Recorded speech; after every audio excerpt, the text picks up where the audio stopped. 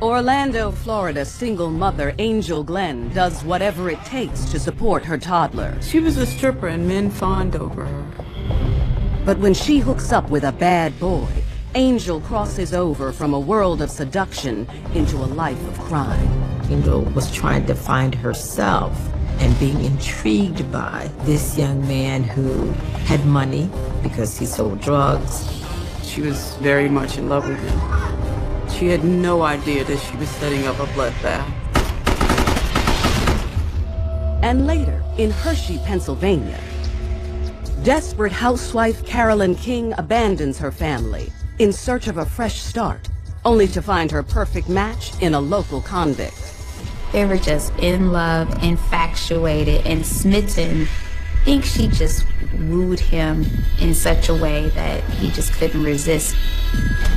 But it turns out to be a match made in hell for anyone who gets in the way of Carolyn and her man. They had her stripped naked, placed the gun at her head, and pulled the trigger. They were as thick as thieves. They would do anything for each other. Orlando, Florida may be the happiest place on earth for some, but not for child of divorce Angel Glenn, who's kept on a short leash by her mother. The breakup of the marriage might have caused her mom to be more sheltering of Angel.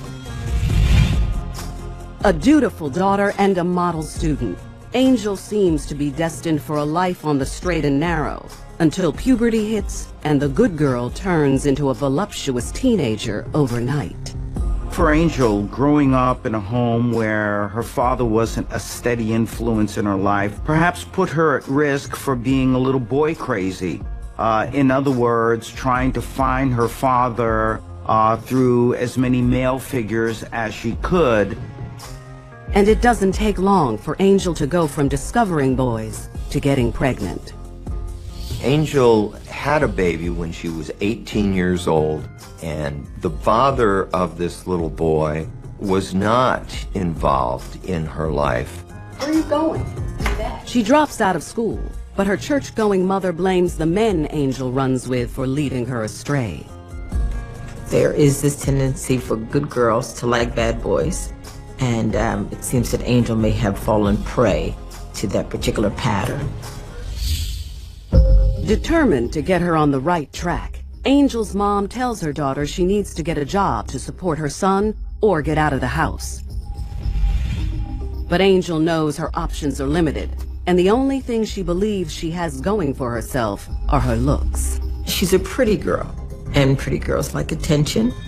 So Angel began to perform as a stripper at private parties. Stripping yields quick, easy cash that you would out-earn your counterparts that are working at a local drive-in or a fast food restaurant. And it's during a night out that Angel happens to attract the attention of 22-year-old twin brothers, Dante and Dante Hall. They're very, very difficult to tell apart. The only distinctive feature is Dante has a tattoo on his neck, and it says, "Money ain't a thing." Despite Dante's best efforts, Angel finds herself drawn to Dante, who seems to be the one in charge. Dante was the more aggressive and certainly the more assertive of the two, and the two of them were dedicated to each other, but basically Dante followed Dante's lead. Angel was very attracted to Dante because, unlike his twin, Dante was much, much more aggressive, much more the bad boy. And certainly Angel had this very rebellious spirit. Not only are the Hall brothers identical twins, they share the same profession. Both are major cocaine dealers with a reputation for ruthlessness that is well known and feared throughout all of Orlando. They had developed a certain clientele among the crack users in particular. And so people knew that if you wanted to buy crack, that you would go to see Dante and Dante. Dante had this danger in his lifestyle that she just was drawn to. The attraction is instant and mutual, and Angel and Dante dive into a relationship that lasts the entire summer. They stayed together at various motels and would get together as much as they could. Angel seems at ease as the girlfriend of a notorious drug dealer, leaving her son with her mother for long stretches to spend more time with Dante, who has now graduated from merely dealing drugs to robbing other drug dealers. The one thing about choosing criminals as your victims is that criminals don't typically call the police for help. Dante finds another way to make money as well, by helping himself to a cut of the money Angel makes from dancing. And this became an opportunity for Angel to embed herself into his life, to be able to take care of him and give him the things that would sustain him. Life goes on this way for several weeks. Until one day, when Angel receives a call from a man named Billy Robinson, a potential client Angel met a few days earlier. But yeah, I could probably do that. Billy and Angel met in Orlando, and Angel made it clear that she was willing to dance for money. So you all are gonna take care of us then? And so through Billy, this party got set up for Friday night at a place in Eustis, which is about an hour's drive away from Orlando. At one point, Billy told her, "You be sure to get your girls because we're going to be giving you a lot of money."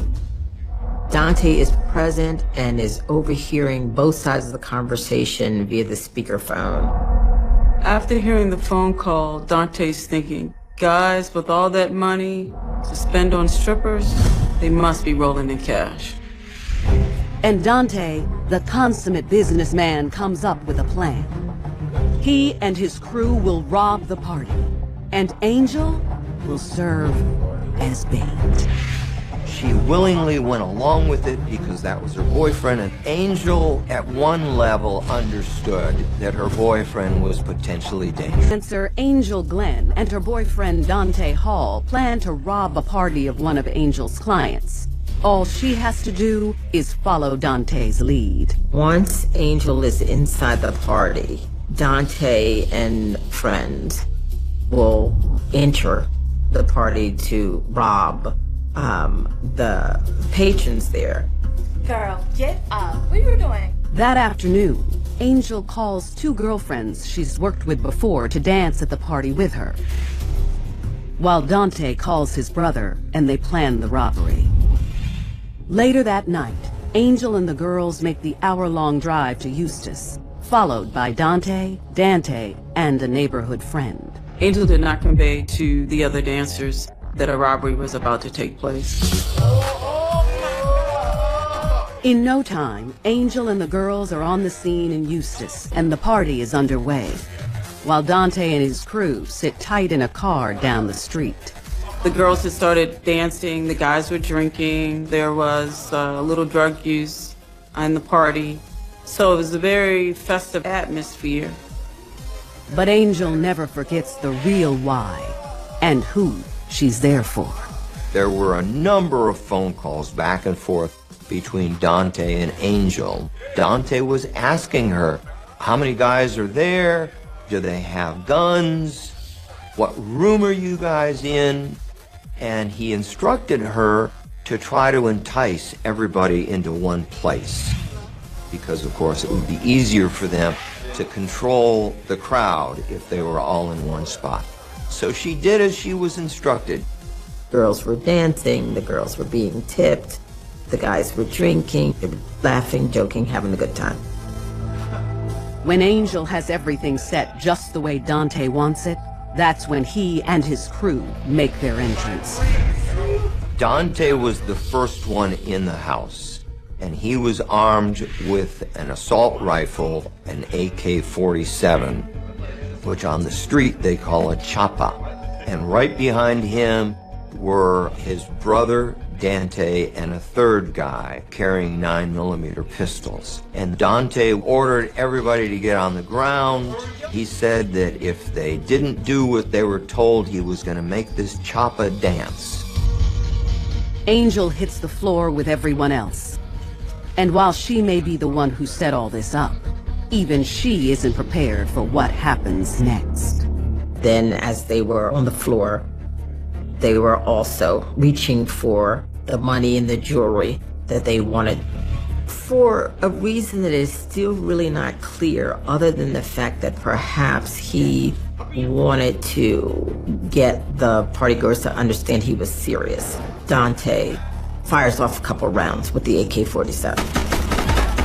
Dante fires at the concrete ceiling and the bullets ricochet, hitting several partygoers, killing a man named Anthony Blunt.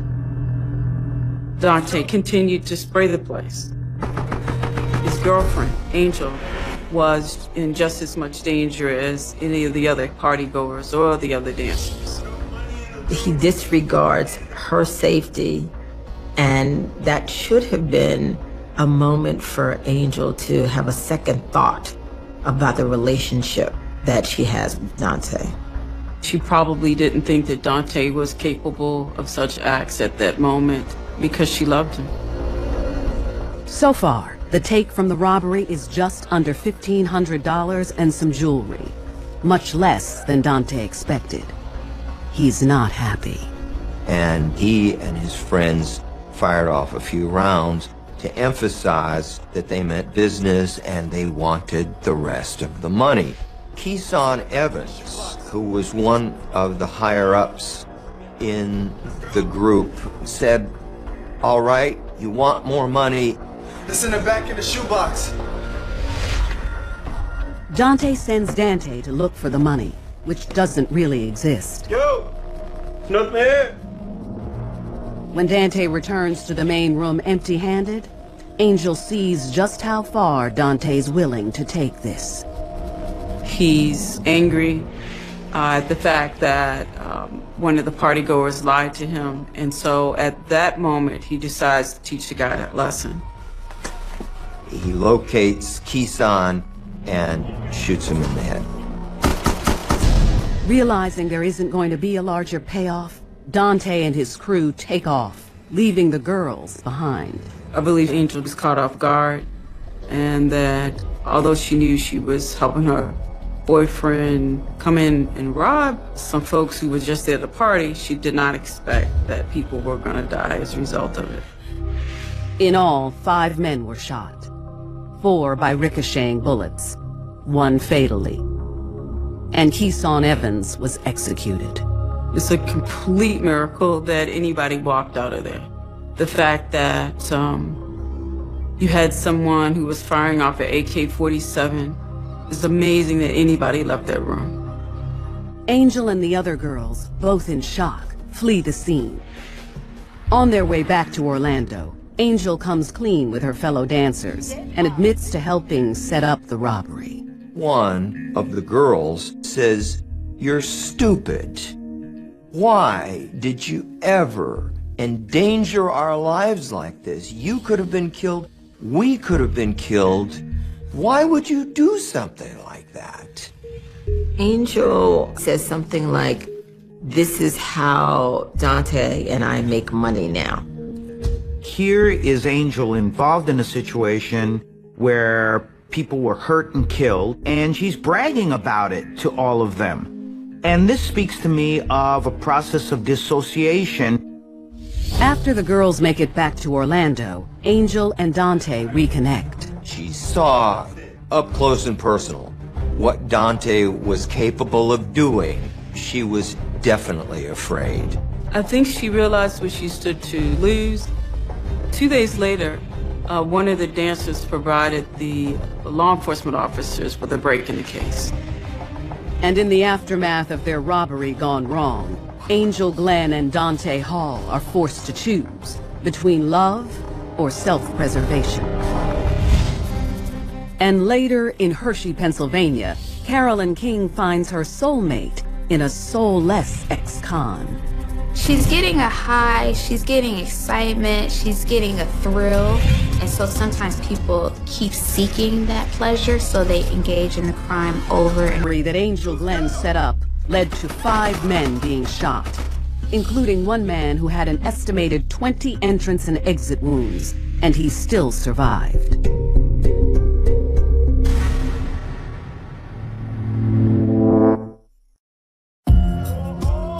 What began as a raucous house party in Eustis, Florida, turned into a bloodbath after a robbery gone wrong, orchestrated by stripper Angel Glenn and her boyfriend, Dante Hall. Having made off with less than $1,500 in cash and some watches, gold chains, and rings, a disgruntled Dante orders Angel to pawn the jewelry. Dante has an outstanding warrant for murder. And so if he were to pawn something in his name, that's something that might turn up in the system that shows that he is, 1, local, and 2, that he's been involved in a serious robbery where people died. Angel does what she's told, sacrificing her anonymity and risking her freedom to please the love of her life. It is a pretty stupid thing to do for Angel to put her name on a pawn slip for goods that are tied to a homicide. It's quite clear from a psychological point of view that Angel just stopped thinking. She was just invested in this relationship with Dante, and she just was not looking at what her actions were and what the consequences were going to be. But it's not the jewelry that implicates the couple. It's one of the other dancers who comes forward 3 nights after the robbery.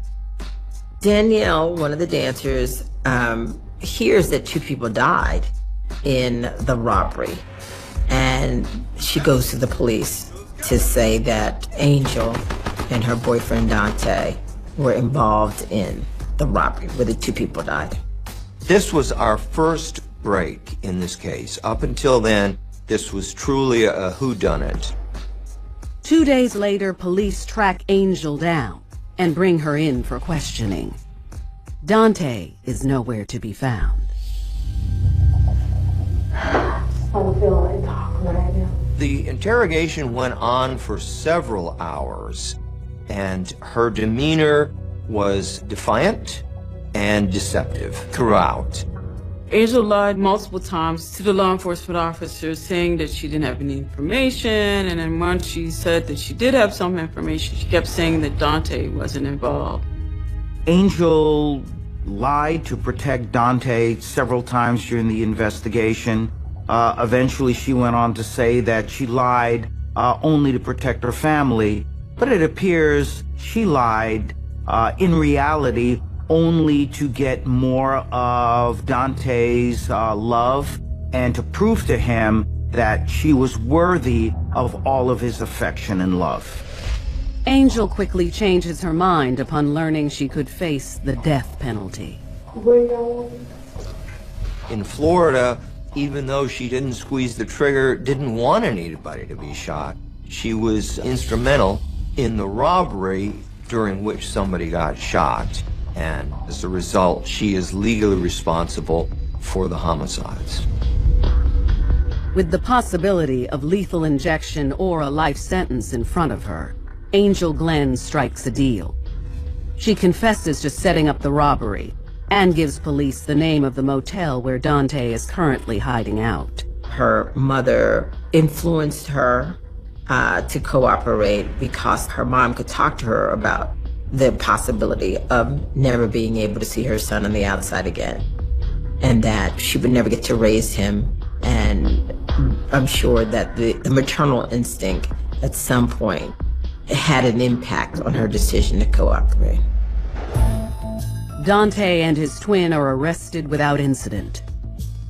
Angel is released on bond, with one of the conditions being that she not have any contact with Dante, who sits in jail awaiting trial. But Angel still loves him too much to stay away.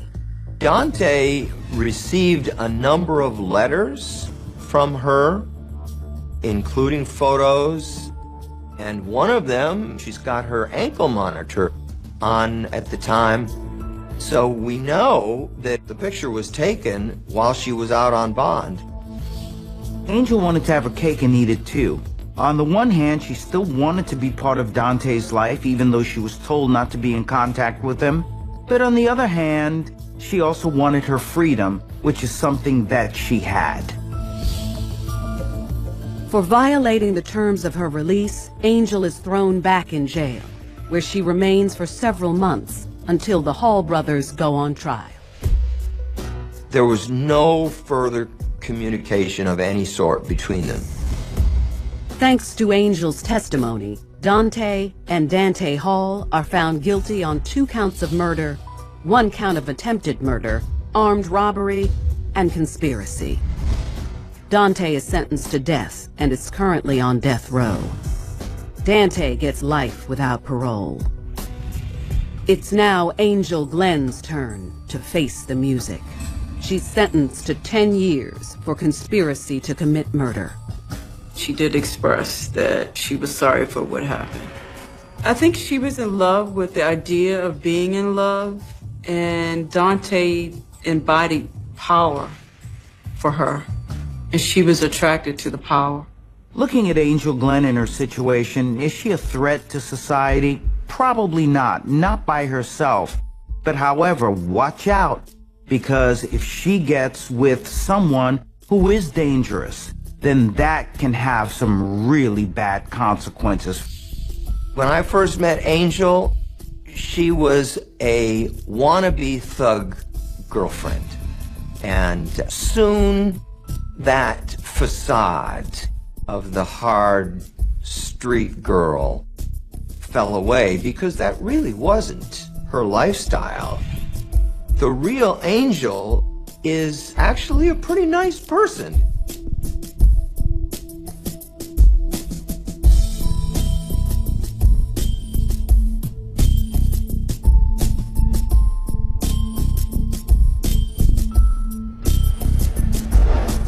Angel Glenn's desire for adventure in her life drove her to commit senseless acts in the name of love.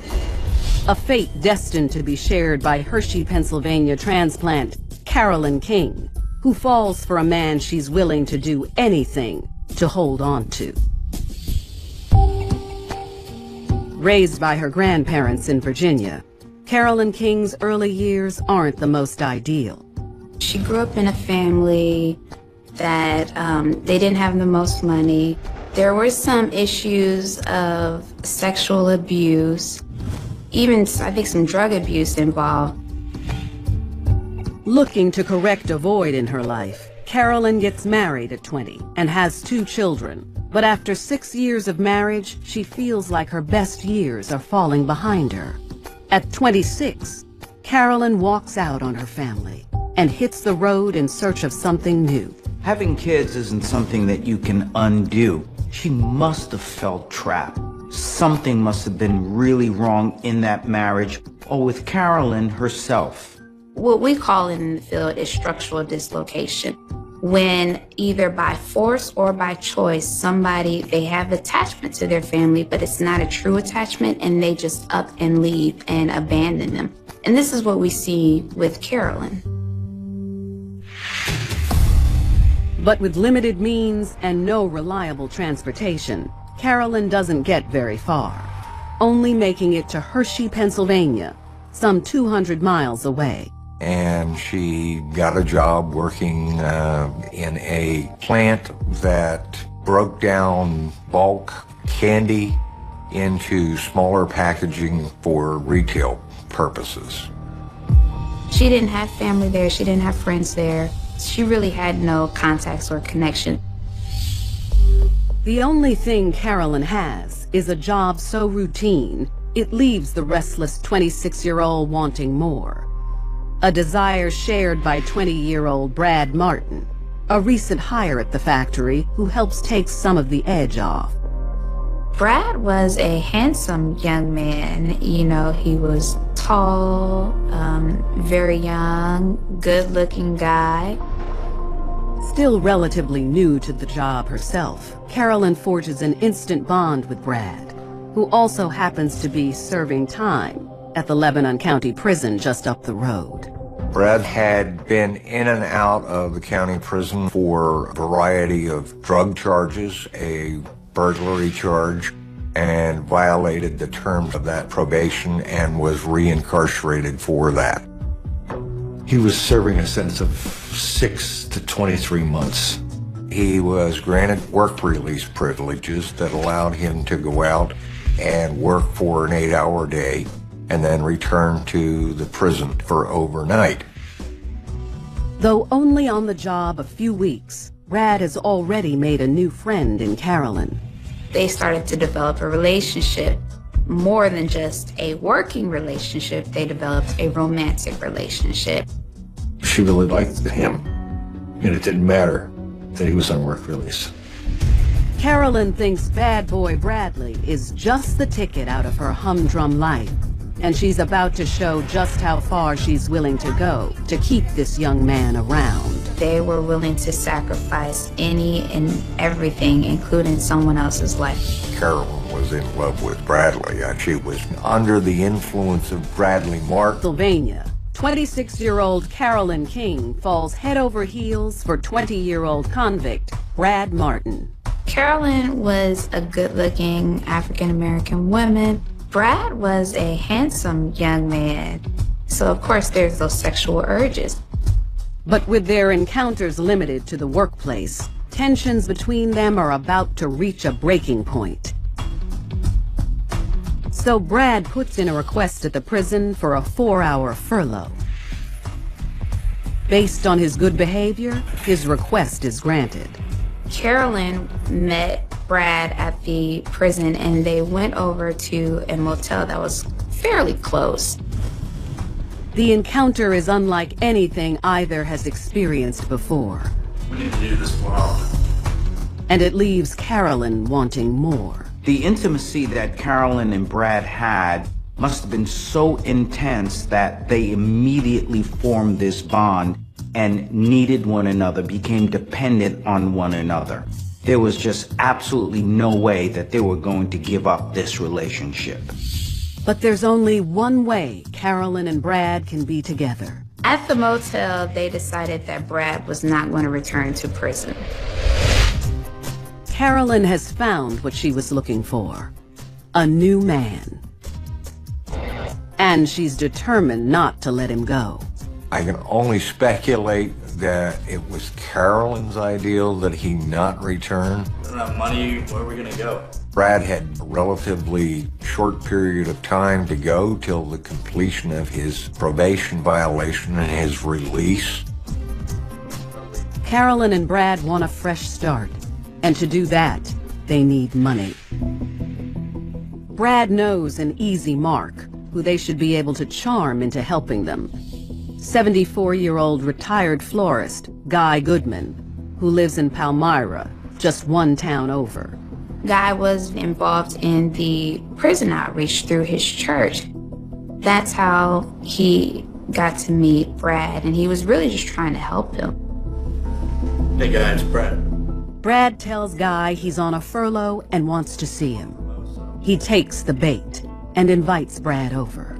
Guy had written several letters to Brad and had gone to visit him at the county prison on a couple of occasions, trying to get Brad back on a correct path. Carolyn and Brad hitch a ride to Guy's home, just a few miles from the motel. I believe they shared some coffee.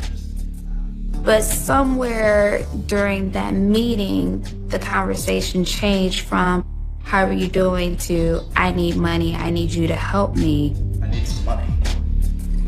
Guy tried to reason with him, tried to get him to go back to the prison. But by now, Brad has already missed his scheduled return time, making him a fugitive. He and Carolyn know they have to get out of Pennsylvania. Brad kept asking for money to get out of town. Guy kept insisting that he should return to the prison and get his life straightened out. And Bradley became angry and picked up a vase and hit him with it. Guy Goodman is struck over the head with the vase, which knocks him to the floor, opens a pretty large gash and wound in the back of his head.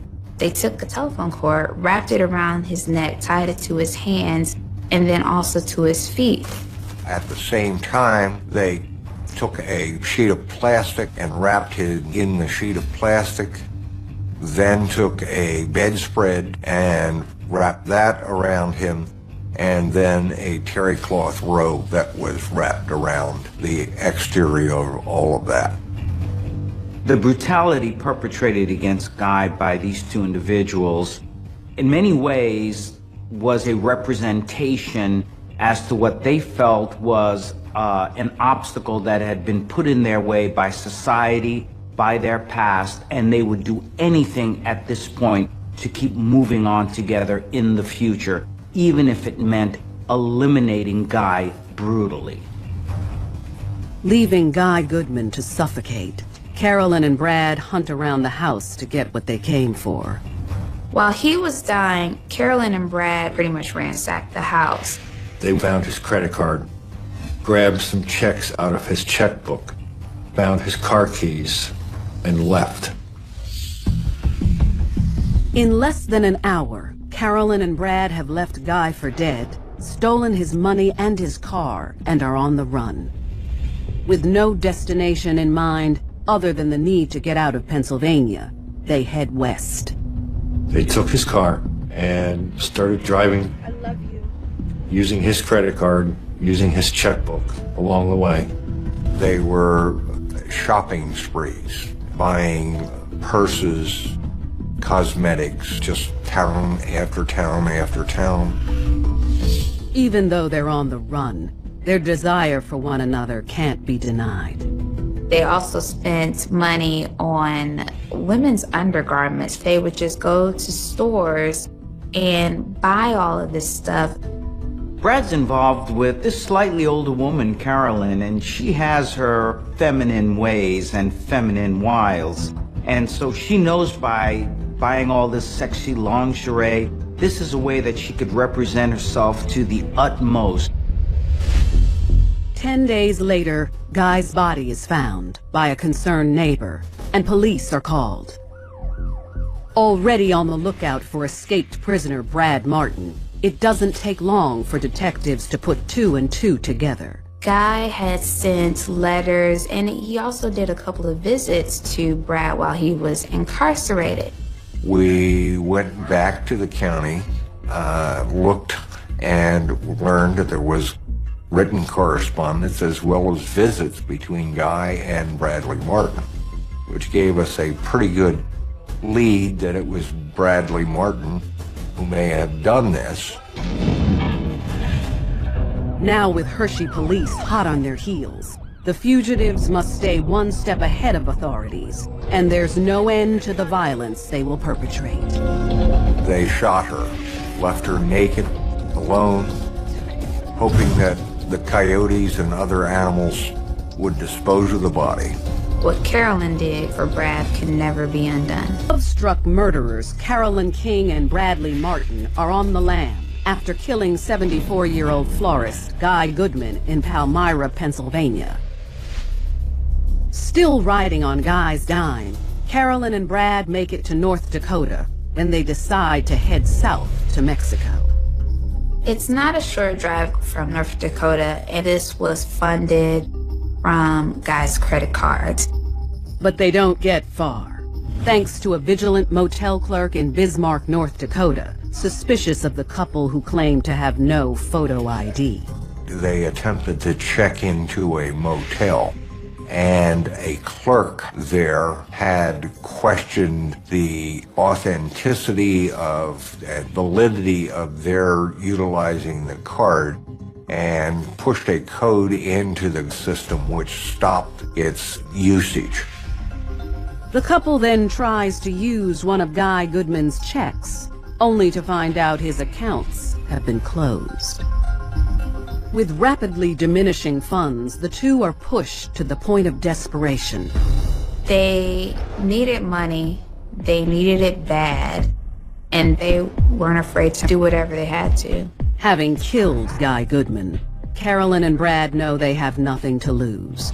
When they spot 59-year-old vacationer Donna Martz. Donna lived in Devil's Lake, which was a couple of hours away from Bismarck, so she was traveling alone. She was well-dressed. She looked well-to-do. They saw Donna Martz as another source to finance their escape. They followed her down the hallway. As Donna arrived at her door and put the key in to unlock it, they came up behind her. Carolyn pulls a knife on Donna and tells her to do what they say and nobody will get hurt. Donna Martz had a car, plus she probably also had a fresh supply of money, credit cards, checks, maybe even cash. They wanted to get to work, they wanted to start a new life and live happily ever after. And Donald just happened to be that one person there at the wrong place at the wrong time. Carolyn and Brad force the petrified Donna into the trunk and take off south toward Mexico, one step closer to their dream of a life together. Over the next 5 days, Carolyn and Brad go on another spending spree, courtesy of Donna Martz. She's still in the trunk, surviving on what little food and water they give her. They simply kept her alive, bound in the car, so that they could continue to use the resources of her credit cards and her cash. They forced her to give them her PIN number. They went to the ATM, used her PIN to withdraw cash. But after days in the trunk, a desperate Donna reaches her breaking point. So she starts to make noise. And if you're in a parking lot at a mall or any type of store, that should get the attention of somebody. Unfortunately, it just got the attention of Brad and Carolyn.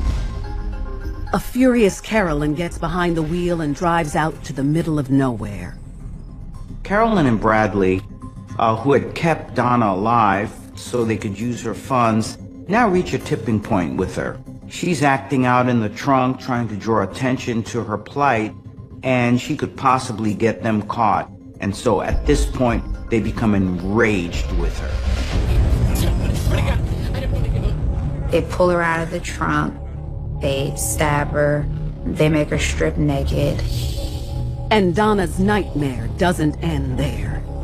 Only people without a conscience can take the life of a person so callously and leave them for the vermin to dispose of their transgression. Carolyn had told Brad that she was primarily a Native American Indian, and they were going to North Dakota to see her father on the reservation. It was not true, but it was one of Carolyn's means by which to control and manipulate Brad. So it gave them a destination to go head towards, was North Dakota.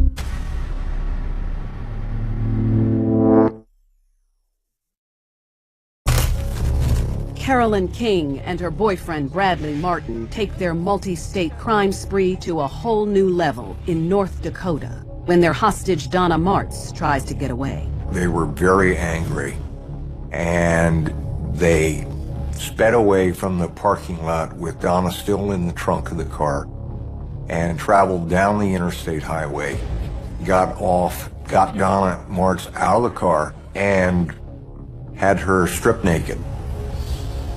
As Carolyn watches, Brad rapes Donna. Carolyn, by allowing him to be able to do something so heinous to this woman, in many ways, Carolyn was raping this woman too. They were able to purchase a gun while they were on the road. They then placed the gun at her head. They then shot her, left her naked, alone, hoping that the coyotes and other animals would dispose of the body, and they proceeded on their way. After killing Donna, they get back in her car, heading south to Mexico. Meanwhile, law enforcement across the country is teaming up to catch them. Donna was reported missing when she didn't arrive home when she was supposed to. So naturally, her family, they became concerned. Carolyn and Brad don't know it, but by the time they reach Nevada, the FBI agents working the Guy Goodman case have tracked them to the Bismarck Hotel in North Dakota, where Donna disappeared. And with the help of local law enforcement, they connect the dots between the two cases. You had the local police departments from Pennsylvania collaborating with local police departments in Bismarck, collaborating with the FBI and federal agencies, all on a manhunt to track down Brad and Carolyn. And most of that was because they still figured, hey, if we track them down, there's a chance that Donna may be alive. The task force calls every police department from the Canadian border to the Mexican border, with orders to find Donna's car. Their canvassing pays off only a few days later, once the couple reaches California. Outside of San Diego, a California highway patrolman spotted their car. As he got closer, the car began to speed up. A desperate Carolyn knows if she and Brad are caught, they can kiss any dream of a life together goodbye. Carolyn was driving the car, weaving in and out of traffic, going through stop signs and stoplights. The chase comes to a violent end when Carolyn speeds through an intersection and is T-boned by another car. Carolyn and Brad survive the collision unharmed and are taken into custody. That afternoon, Brad gives up the location of Donna Martz's body, and 2 days later, her remains are found. Under hours of questioning, their stories don't match up. Brad basically admitted that, yes, he was involved. He and Carolyn had committed these acts together. But the hot seat doesn't intimidate Carolyn, who claims she was there in the name of love. Carolyn's focus seemed to have been that she was an unwitting non-participant just along for the ride, and that this was all Bradley Martin who did all of these acts, and that she was just an innocent babe. Carolyn's apparent narcissism is fed in so many different ways. She leaves her children, she gets involved in these horrific crimes, but then at the end, just to trump all of this, she turns on Brad, the guy that she was controlling, and supposedly had this intense relationship with.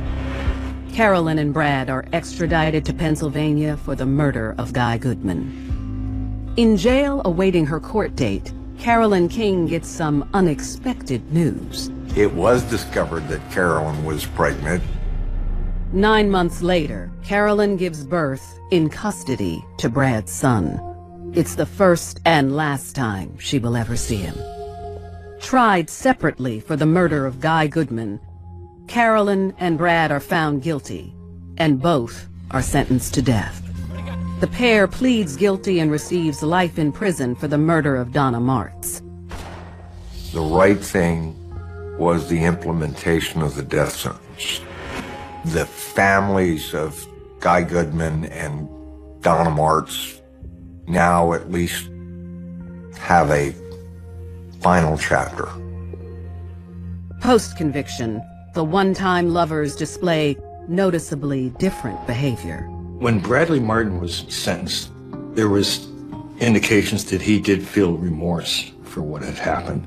Carolyn expressed no remorse about any of the activities. Her focus seemed to have been that she was an unwitting non-participant. She walked out of her marriage, she walked away from her kids, looking for adventure in her life, and boy, did she find it. Many people might think that there was a drastic change from working an honest job to going on a killing spree, that people don't operate in a vacuum. This woman was a ticking time bomb, indicative of someone who was mentally unstable for quite some time, and we saw the consequences of that.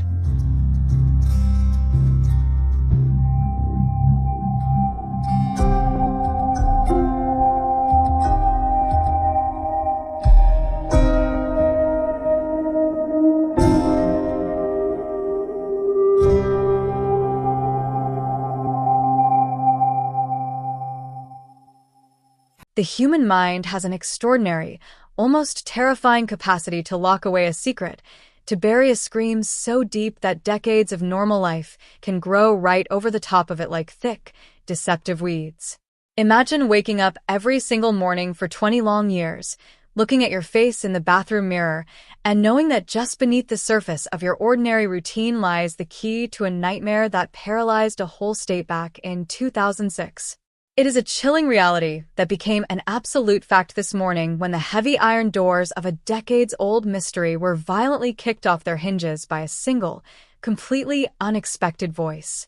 We're talking about the kind of bone-deep, suffocating silence that defines a classic cold case, a dark void where investigative leads go to die, where families break apart under the weight of unceasing grief, and where the community slowly learns to stop asking questions because the answers are simply too terrifying to contemplate. For 2 whole decades, the disappearance of a young student on a rain-slicked November night was treated as an impenetrable enigma, a flawless crime executed by a phantom who left absolutely no physical footprint, no digital trail, and no witnesses. The file sat on the bottom shelf of the county precinct, a thick block of yellowing paper and dead-end transcripts that served as a daily, mocking reminder of the limits of police work.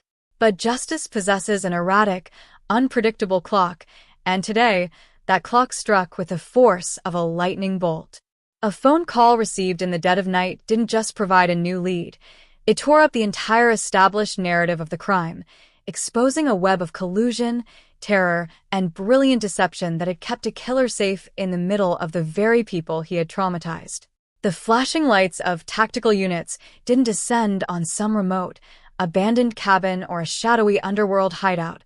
They swarmed a quiet, upper-class suburban street, pinning a highly respected member of the local establishment against his own manicured lawn.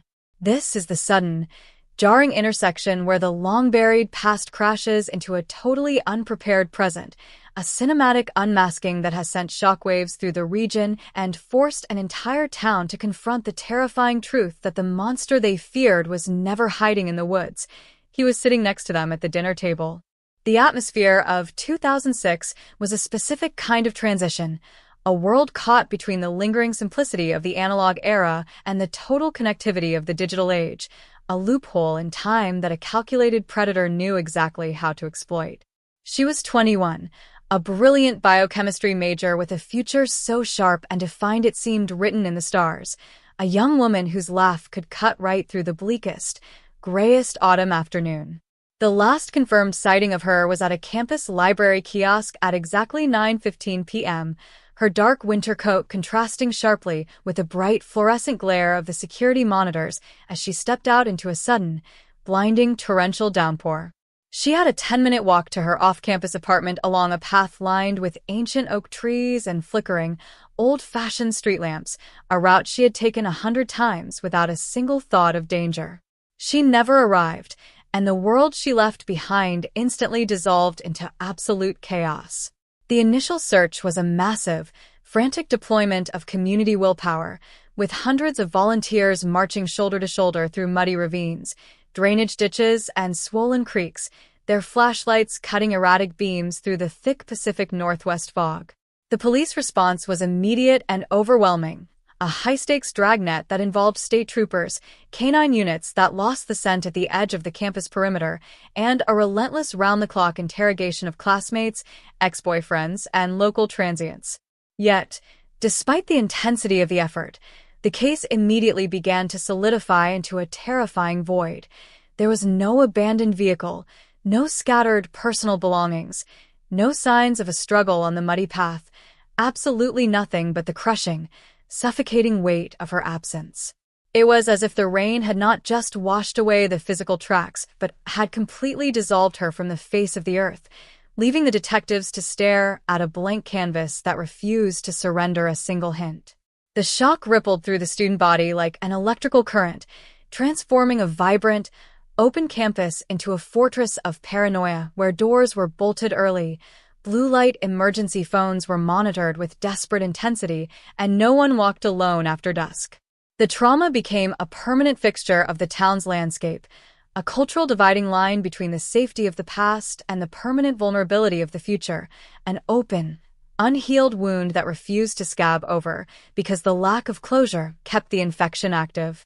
Then, decades later, when the names of the original investigators had been carved onto retirement plaques and the victim's childhood home had been sold twice over, the fragile shell of the killer's safety was punctured by the most volatile element in criminal history, human conscience. The breakthrough didn't originate from a cold case detective digging through a storage locker or a lucky DNA match in a state database. It came from an old emergency room intake log that had been misfiled under a completely different name for 20 years.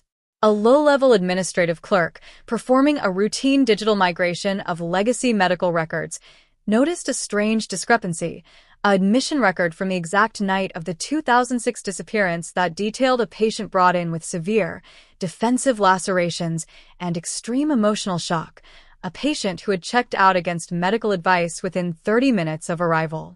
When detectives traced that identity, they didn't find a hardened criminal. They found a shell of a person, an individual who had spent the last 2 decades moving from city to city, living under a series of aliases, consumed by an all-consuming terror that had completely destroyed their health. When the interrogation doors closed behind this individual, the dam didn't just leak. It broke completely, unleashing a torrent of truth that turned the entire history of the cold case inside out. This was the unexpected witness, a person who had been trapped in the vehicle that fateful night, a terrified passenger who had been forced to watch the mechanics of an abduction from the passenger seat, silenced for 20 years by a campaign of psychological terror and physical threats that had kept them running across the country in a state of perpetual panic. To listen to the audio playback of that interview is to hear the sound of 20 years of pure, unadulterated fear being dragged into the light, a trembling, gasping narrative that provided the precise coordinates, the exact timeline, and the horrific details of the attack that only the killer and a witness could possibly know. The realization that the answers had been walking the streets, breathing the air, and carrying the horror in their chest for 2 decades sent a collective shiver through the entire department, shifting the investigation from a passive, historical research project into a high-priority, active hunting operation.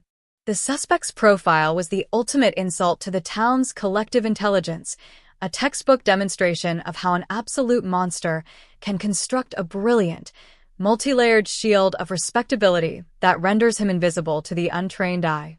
He was a prominent local business owner, a man whose financial contributions built the youth athletic fields, whose face graced the charity galas, and whose political connections reached all the way to the state capitol. He was the guy everyone called when they needed a favor, a family man with a spotless record, a pillar of the community who had actually stood on the courthouse steps during the 2006 vigils, pretending to comfort the student body while the weight of his crime was fresh in his mind. The sheer, chilling narcissism required to maintain that dual existence for 20 years is something that left even the most seasoned behavioral profile specialists in a state of disbelief. He had weaponized his social status, using his wealth and his stellar reputation as an unassailable fortress, knowing that the police would never think to look at the man donating thousands of dollars to their pension funds.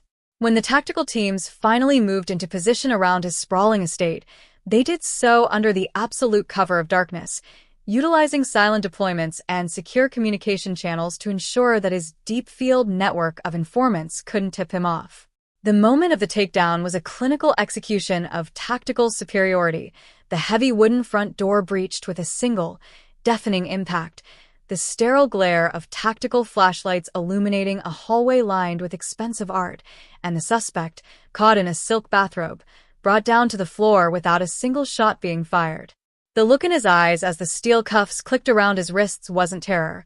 It was a cold, arrogant flash of pure irritation, The reaction of a man who believed his social standing made him inherently superior to the law, a predator who truly thought he had purchased a lifetime of immunity with his philanthropy.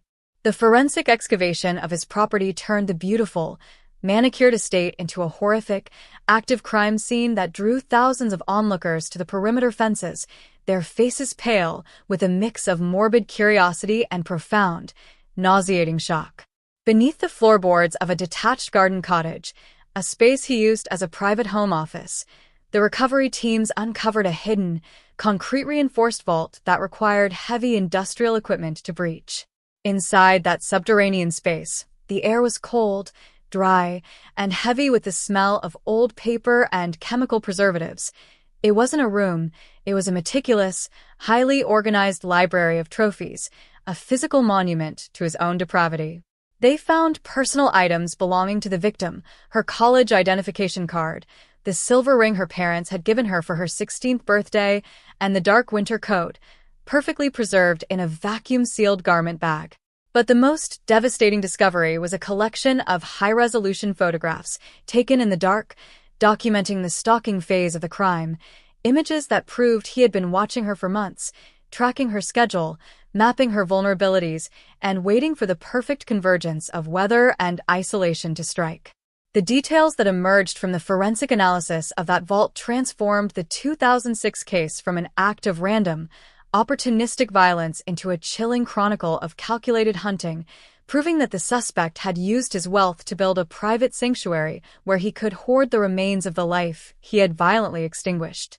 The community watched the black evidence bags being carried out of the house in a state of absolute, paralyzed silence, the realization setting in that the ultimate evil hadn't just been living among them, it had been hosting their block parties, shaking their hands, and funding their schools, a terrifying revelation that shattered the very definition of safety within the town.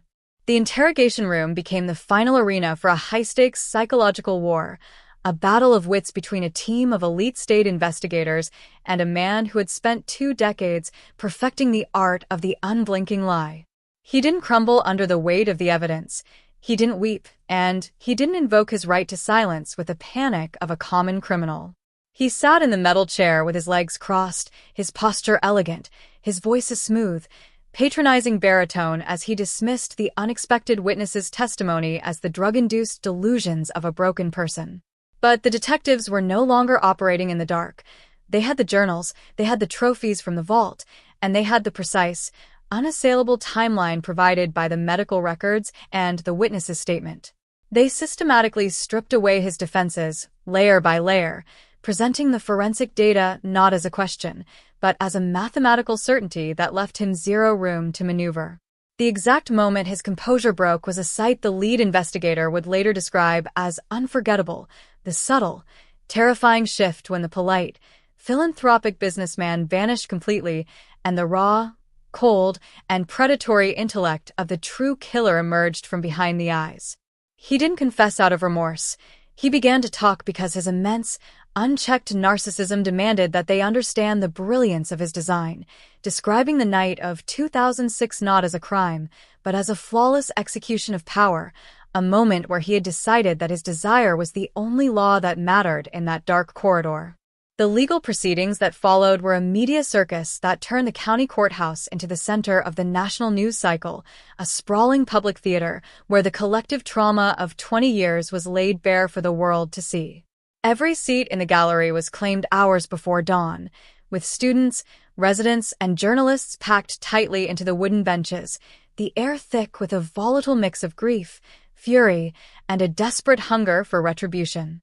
The prosecution's strategy was a relentless, crushing display of forensic synergy, linking the unexpected witness's testimony directly to the physical evidence recovered from the vault with such precision that it left the defense team entirely paralyzed. The defense tried to attack the credibility of the star witness, painting them as mentally unstable and unreliable due to the passage of time, but that strategy collapsed entirely when the prosecution introduced the medical logs and the physical trophies that corroborated every single detail of the witness's statement.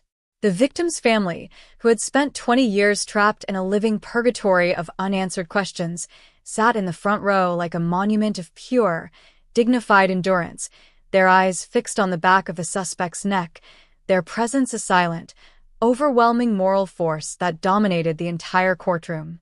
When the jury finally retired to deliberate, the town outside went completely silent, a collective holding of the breath that spanned across every home, every business, and every street corner, a community waiting for the final, definitive strike of the gavel that would either validate their 2 decades of suffering or plunge them back into the dark. The delivery of the verdict was a moment of pure, cinematic catharsis that shook the very foundations of the building, a single word that carried the explosive release of 20 years of pent-up agony. When the foreman pronounced the word guilty, a collective, jagged gasp tore through the courtroom, a sound that wasn't a cheer, but a deep, soul-cleansing sob from a family that had finally been allowed to step out of the shadows of the unknown. The judge's sentencing remarks were an uncompromising, blistering condemnation of the suspect's life, stripping away his titles, his honors, and his wealth before condemning him to spend the remainder of his natural life in the absolute, permanent isolation of a maximum security cell without the slightest possibility of parole. He was led away in chains, his expensive suit rumpled, his head finally bowed under the weight of an ironclad certainty that no amount of money or political influence could ever change. As the cell doors clicked shut behind him, the town began the slow, agonizingly complex process of trying to rebuild a sense of communal trust that had been completely vaporized by the revelation of his identity. How do you look at your neighbors? How do you walk down the street? How do you trust the people in positions of authority when you know that the ultimate predator was celebrated as a hero by the very community he was systematically destroying from within? The unexpected witness, whose courage had finally broken the 20-year deadlock, vanished back into the anonymity of a witness protection program, leaving behind a legacy of survival that would be studied by forensic psychologists for generations. Their testimony had been the missing link, the singular piece of human variable that the killer's meticulous planning had failed to account for, a reminder that the perfect crime is a statistical myth that will always succumb to the weight of human conscience. The crime scene tape was eventually cleared from the suburban estate, and the house itself was purchased by a land trust, slated for complete demolition to ensure that the physical structure of his deception would be wiped from the face of the earth.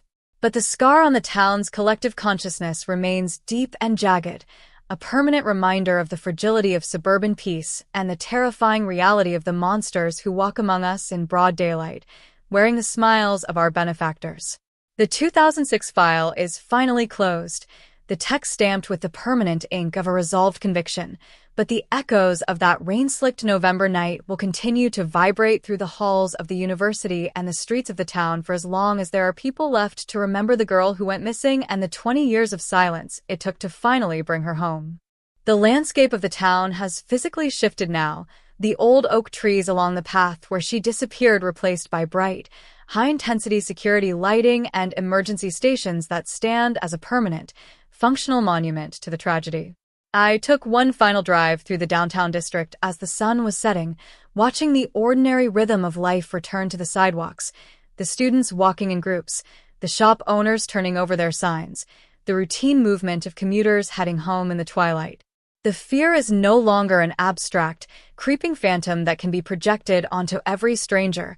It has been contained, defined, and locked away behind prison bars, leaving behind a community that is undeniably altered, more cautious, and significantly less naive, but finally, truly free to breathe. The long wait for justice was over, but the lesson of the 2006 case will remain embedded in the bedrock of this county forever, that the truth is a relentless, patient hunter that doesn't care about the ticking of a clock, the prestige of a name, or the depth of a grave. It will always find its way to the surface, and when it does, it will demand an absolute, uncompromising accounting. The road out of town stretches into a long, clear horizon, the dark clouds of the autumn storm finally breaking apart to reveal the cold, brilliant starlight of a new era. As the lights of the city fade into a singular, distant glow in my rearview mirror, I feel the immense, heavy privilege of having witnessed the absolute collapse of a 30-year deception and the total, righteous restoration of a stolen name to its proper place in history.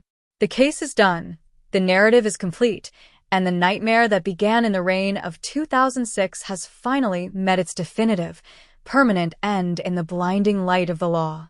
The silence has been broken, the secrets have been exhumed, and as the engine hums against the empty highway, the only thing left waiting in the dark is the future, a future that belongs, at last, entirely and irrevocably to the living, unburdened by the phantoms of the past. The initial breakthrough with the emergency room intake log shattered the frozen landscape of the 2006 file, acting as a high-velocity catalyst that set the entire police apparatus into a state of intense, hyper-focused motion. It was as if a massive, multi-ton vault door had suddenly been unlocked, revealing a labyrinth of connecting tunnels that investigators had bypassed for 2 decades. The administrative clerk who stumbled upon the misfiled admission form didn't just find a name. She uncovered a critical anomaly, a temporal anchor that aligned perfectly with the precise window of the victim's disappearance. When the digital scan of that 20-year-old, handwritten medical log was brought into the high-intensity workspace of the cold case unit, the atmosphere instantly shifted from academic research to the raw, electrical surge of an active manhunt. The name on the sheet belonged to someone who had never been interviewed, someone whose existence had been completely erased from the initial 2006 canvas, hidden behind a clerical error that had cost 2 decades of agonizing silence. Detectives immediately deployed deep search protocols, utilizing modern data scraping networks to track the digital footprint of this elusive figure across state lines, revealing a chaotic trail of sudden relocations, transient employment, and a complete avoidance of permanent financial structures. This wasn't the behavior of a normal citizen moving for a career change. This was the frantic, erratic movement of a human being fleeing a phantom, a person trying to outrun a memory that was systematically burning through every new life they tried to construct. Within 48 hours, the surveillance team had located the witness living in a cramped, nondescript apartment on the outskirts of an industrial city 300 miles away, surviving under a modified variation of their legal name. They were a shell of a person, a walking monument to long-term psychological destruction, their health completely eroded by a 20-year regimen of hypervigilance and untreatable panic. The strategy for the initial approach was crafted with surgical delicacy, knowing that any heavy-handed tactical display would cause the witness to vanish back into the country's anonymous underbelly. 2 veteran investigators, chosen for their calm demeanor and extensive training in trauma-informed interviewing, made contact not at the apartment, but at a quiet, neutral location, a suburban diner where the ambient noise could mask the intensity of the conversation. When the detectives slid the 2006 photograph of the missing biochemistry student across the laminate table, the response was immediate and devastating. The witness did not gasp or ask questions. They simply stared at the image as their entire body began to physically tremble, a deep, visceral shudder that seemed to come from the very center of their bones. The dam that had held back the truth for 20 years didn't just leak. It dissolved completely right there between the coffee cups, the witness weeping with a hollow, gasping sound that attracted the attention of the entire room, the sound of an agonizing debt finally being paid to the conscience. The subsequent formal recording inside the precinct's secure interview room was a tour de force of narrative terror, a systematic unpacking of a 20-year-old nightmare that turned the established theory of the crime completely upside down. The witness described that rain-slicked November night in 2006 not from the perspective of an observer, but from the terrifyingly close proximity of the passenger seat of a vehicle that had been idling near the campus path. They recounted the sound of the torrential rain hammering against the roof, the rhythmic, hypnotic slap of the windshield wipers, and the sudden, violent arrival of the suspect, a man they had known, trusted, and been entirely dependent upon for their livelihood at the time. The witness's voice on the tape is a chilling artifact, cracking with the raw, unfiltered terror of that 20-year-old moment as they described how the suspect had suddenly forced the young student into the back of the vehicle, his movements calculated, silent, and executed with a monstrous, unhurried precision. The narrative detailed a frantic, high-speed drive away from the campus perimeter, the victim crying out in the darkness of the back seat while the suspect maintained a terrifying, icy silence, his hands steady on the steering wheel as if he were simply navigating a routine delivery route. The witness, paralyzed by shock and a sudden, overwhelming realization of their own mortal peril, had tried to intervene, only to be met with a physical assault that left them with the defensive lacerations recorded in the medical log later that night. The suspect had leaned over, his face a mask of absolute, unblinking malice, and delivered a specific, detailed threat. If a single word left their mouth, not only would they be buried next to the girl, but their entire family would be systematically hunted down and erased from existence.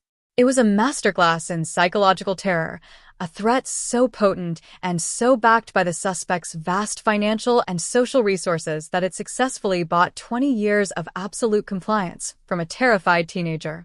As the interview progressed into the early hours of the morning, the witness provided the critical piece of information that had eluded the department for 2 decades: the location of the drop point, a remote, historical parcel of land owned by the suspect's family that had never been searched during the initial 2006 sweep. They described the exact route taken through the winding timber roads, the way the headlights cut through the thick fog, and the precise spot where the vehicle had stopped near an old, abandoned stone foundation hidden deep within the old-growth pine forest. This wasn't a vague recollection. It was an image burned into the witnesses' retinas by the white-hot iron of trauma, a memory so clear they could describe the smell of the damp pine needles, the exact angle of the trees, and the terrifying sound of the trunk opening in the dark. The detectives sat in absolute silence, their pens still, knowing they were listening to the definitive roadmap to a burial site that had remained undisturbed while the world changed completely around it. The immediate reaction within the command structure of the state police was a mixture of profound validation and intense, logistical urgency, as the machinery of a massive forensic search operation was mobilized under a strict veil of total secrecy. Investigators knew that the suspect, given his deep ties to local government and law enforcement circles, would likely have early warning systems in place, meaning any leak could result in the immediate destruction of evidence or the flight of the target. A secure command post was established at a secondary precinct 20 miles away from the town, with all communication routed through encrypted channels and all paperwork classified under highest security codes to prevent any internal exposure. The Forensic Archaeology Unit, along with specialized ground-penetrating radar teams and canine handlers trained in historical recovery, were moved into position under the cover of a routine training exercise, their vehicles arriving at the forest perimeter just as the first light of dawn began to break through the trees.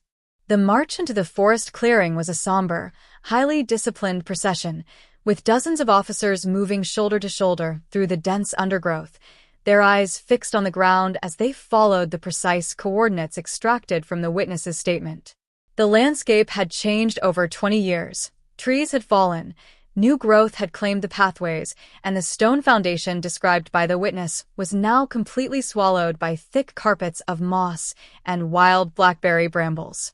But beneath the natural camouflage lay the unyielding geometry of the suspect's design, and when the radar teams completed their first sweep of the soil adjacent to the stone wall, the monitor displayed a distinct, anomalous variance in the Earth's density, a clear indication of a subsurface disturbance that matched the exact dimensions of a shallow grave. The technical director of the recovery team raised a single hand, signaling an immediate halt to all movement across the site, the silence of the forest turning heavy and suffocating as the realization set in that they were standing on top of the truth. The excavation process was a masterclass in forensic precision, a slow, agonizingly meticulous removal of the earth, layer by layer, with trowels and brushes, ensuring that not a single microscopic piece of evidence was displaced or contaminated by the recovery team. As the topsoil was peeled away, revealing the darker, compacted layers of earth beneath, the recovery dogs began to alert with a quiet, intense focus, their handlers pulling them back to allow the archaeologists to continue their delicate work. 2 feet down, the brushes hit something that didn't belong to the natural geology of the forest, a fragment of dark, synthetic fabric, its fibers perfectly preserved by the unique acidity of the pine soil, its color matching the exact description of the winter coat worn by the biochemistry major on the night she vanished. The atmosphere in the clearing transformed instantly into a field of pure, reverent focus. every officer present removing their hats as the physical remnants of a stolen life began to emerge from the darkness of the ground. The recovery of the remains provided immediate, undeniable proof of the violence that had been visited upon the victim, with the skeletal structure showing clear signs of perimortem trauma that completely obliterated any lingering defense theory of an accidental death or a voluntary disappearance. Forensic anthropologists, working directly inside the excavation pit, identified specific fractures that indicated a severe struggle, proving that the victim had fought with every ounce of her strength against her captor until the very end. The recovery team also located several personal items that had been buried alongside her: a broken watch frozen forever at 10:42 p.m., a textbook on molecular biology, and a small, silver key set that matched the lock on her off-campus apartment door. These weren't just pieces of evidence. They were the heartbreaking artifacts of a routine student life that had been violently intercepted, frozen in time for 20 years beneath the forest floor while the man responsible lived a life of unearned luxury and respect. The transportation of the remains from the forest clearing to the state medical examiner's high-security lab was conducted with the solemnity of a state funeral, a convoy of unmarked vehicles moving through the early morning fog with their lights flashing but their sirens silent. Back at the precinct, the investigative team began the high-stakes process of constructing the arrest warrant, utilizing the newly recovered physical evidence and the comprehensive witness statement to create an unassailable legal document that could withstand the immediate scrutiny of the suspect's expensive legal network. They knew that the moment the handcuffs clicked, a multi-million-dollar defense machine would be activated, meaning every semicolon, every date, and every forensic cross-reference in the warrant had to be flawless. The team worked for 18 straight hours without a break, their desks covered in crime scene photographs, medical logs, and historical property records, driven by a collective determination to ensure that the suspect would find absolutely no legal loopholes to slide through. The property records provided a secondary, equally disturbing line of investigation, revealing that the suspect had purchased the specific parcel of forest land just 3 months before the 2006 abduction, using a shell corporation to obscure his ownership of the site. This wasn't an opportunistic disposal of a body.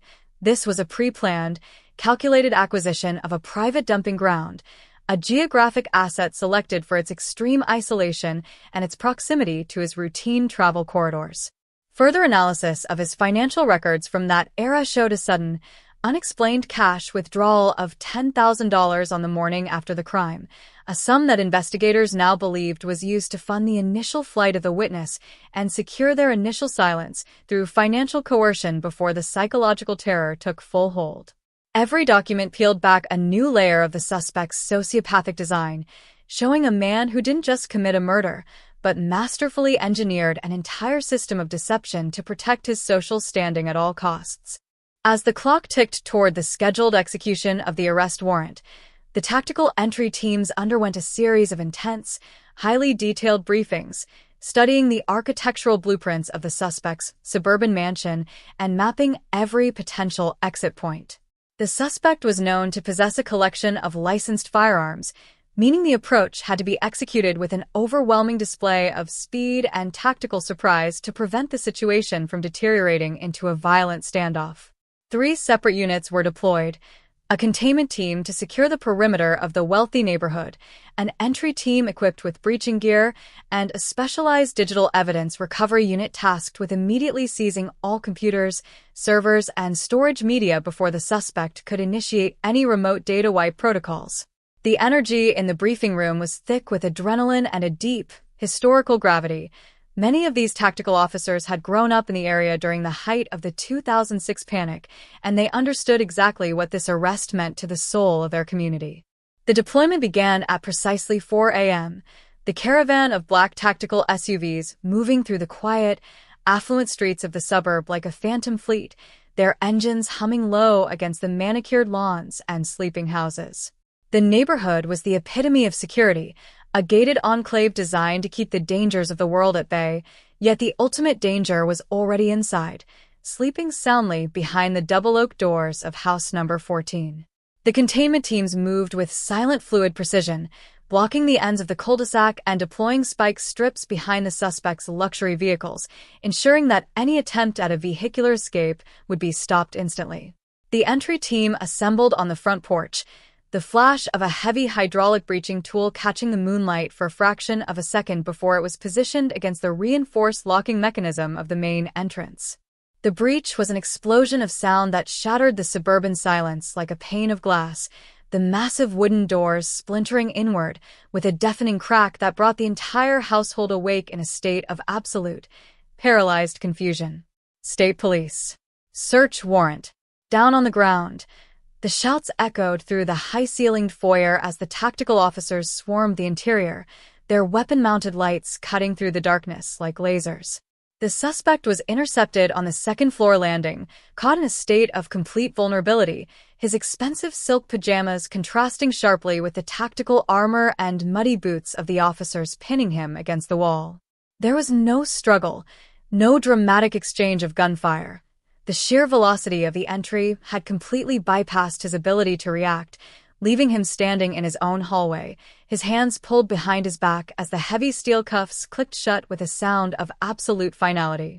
The suspect's initial reaction was a chilling display of arrogance, his face twisting into an expression of aristocratic annoyance rather than fear as he looked at the officers occupying his home.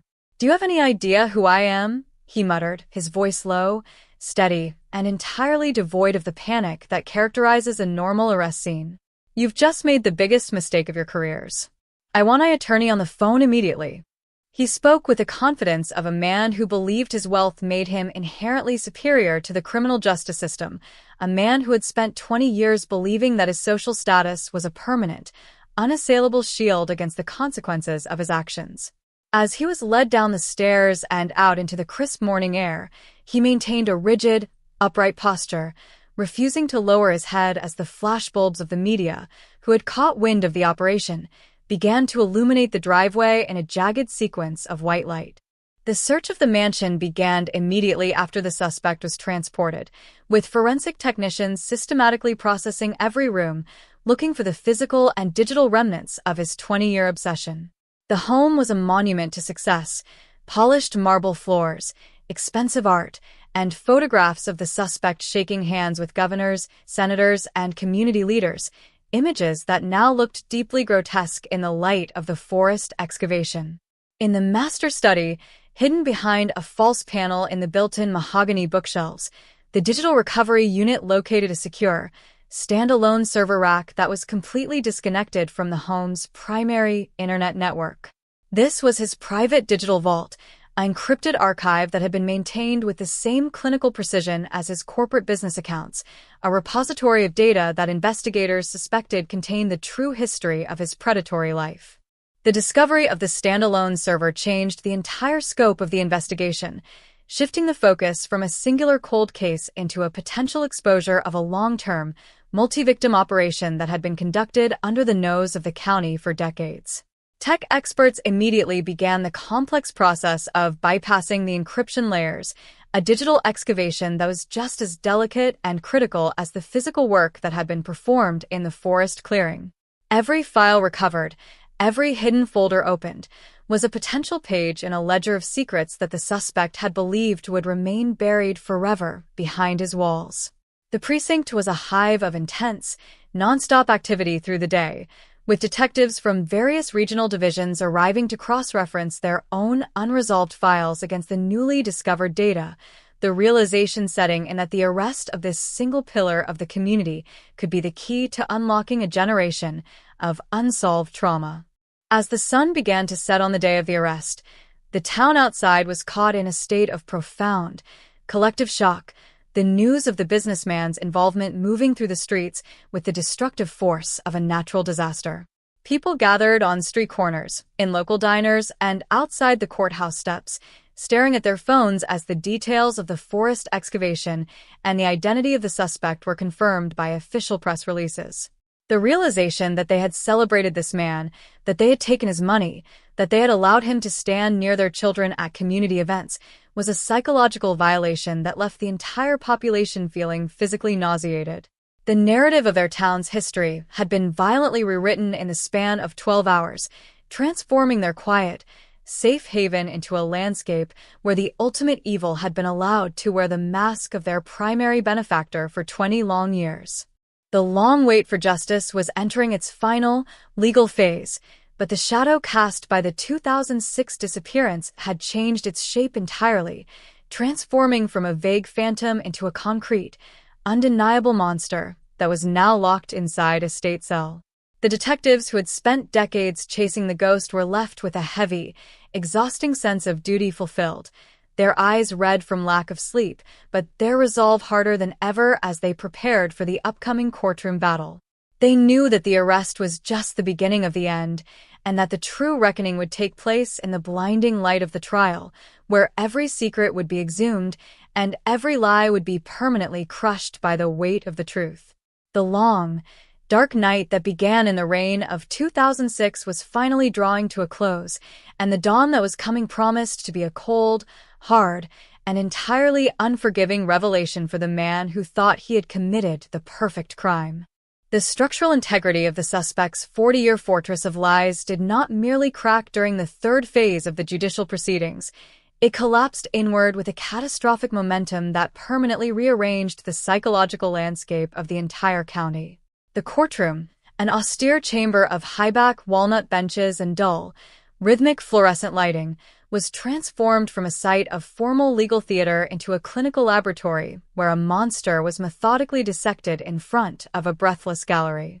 The prosecution, spearheaded by a legal team that moved with the absolute, unblinking synergy of a high-velocity machine, began the systematic introduction of the evidence recovered from the standalone server rack found hidden behind the false bookshelf panel. This was the moment the community fully realized they were not dealing with an ordinary criminal who had succumbed to a singular, fleeting burst of animal impulse, but an analytical, highly sophisticated predator who had treated the entire region as a private hunting preserve while using his immense wealth to buy absolute invisibility. The digital forensic specialists took the stand first, their voices calm, technical, and entirely devoid of emotional inflection as they began to display the contents of the unencrypted file directories onto the massive projection screens facing the jury. The files were organized with the exact same corporate metadata structures the suspect used to manage his multi-million-dollar logistics firm, a detail that made the blood run cold throughout the room. There were folders labeled with precise dates, geographical coordinates, and meteorological data, proving that the suspect had tracked the victim's daily routine with the patience of an apex hunter preparing for an execution. The screen displayed tracking maps, digital breadcrumbs showing that on 14 separate occasions in the months leading up to that rain-slicked November night in 2006, the suspect's personal vehicle had been idling within a 3-block radius of the biochemistry department's laboratory kiosk at the exact time the victim was scheduled to exit. To see those tracking maps overlaid with the timeline of a young woman's ordinary, ambitious life created a suffocating atmosphere in the gallery that made it physically difficult to draw a full breath. The jurors sat motionless, their eyes darting between the digital maps and the defendant, who remained seated at the defense table in a state of rigid, clinical detachment, his posture upright, his chin elevated, his face still maintaining the practiced arrogance of a man who believed his social prestige placed him entirely outside the reach of common morality. But the prosecution was no longer merely arguing a theory. They were laying out a mathematical equation of guilt that left zero margin for error or defense-led obstruction. Every coordinate matched a cellular tower ping. Every timestamp aligned perfectly with the surveillance footage that had been pulled from campus security archives and enhanced using modern digital restoration techniques that didn't exist when the file first went cold. The emotional center of gravity in the room shifted violently when the prosecution introduced the audio recordings extracted from the server's deepest, multi-layered encryption sectors. These were the audio journals, vocal logs the suspect had recorded using a high-end dictation device in the quiet hours of his luxury study, treating his memories of the crime as a collection of high-value assets to be reviewed and savored whenever the mundanity of his public life grew tedious. When the prosecutor pressed the playback button, the suspect's voice, a smooth, authoritative, and deeply familiar baritone that had graced local charity galas and radio advertisements for 20 years, filled the courtroom, discussing the mechanics of the 2006 abduction with the cold, unfeeling detachment of a surgeon describing a routine appendectomy. He referred to the victim not by her name, but as the target of opportunity, describing how the extreme weather conditions of that November night had provided the perfect acoustic and visual camouflage for his entry into the campus perimeter.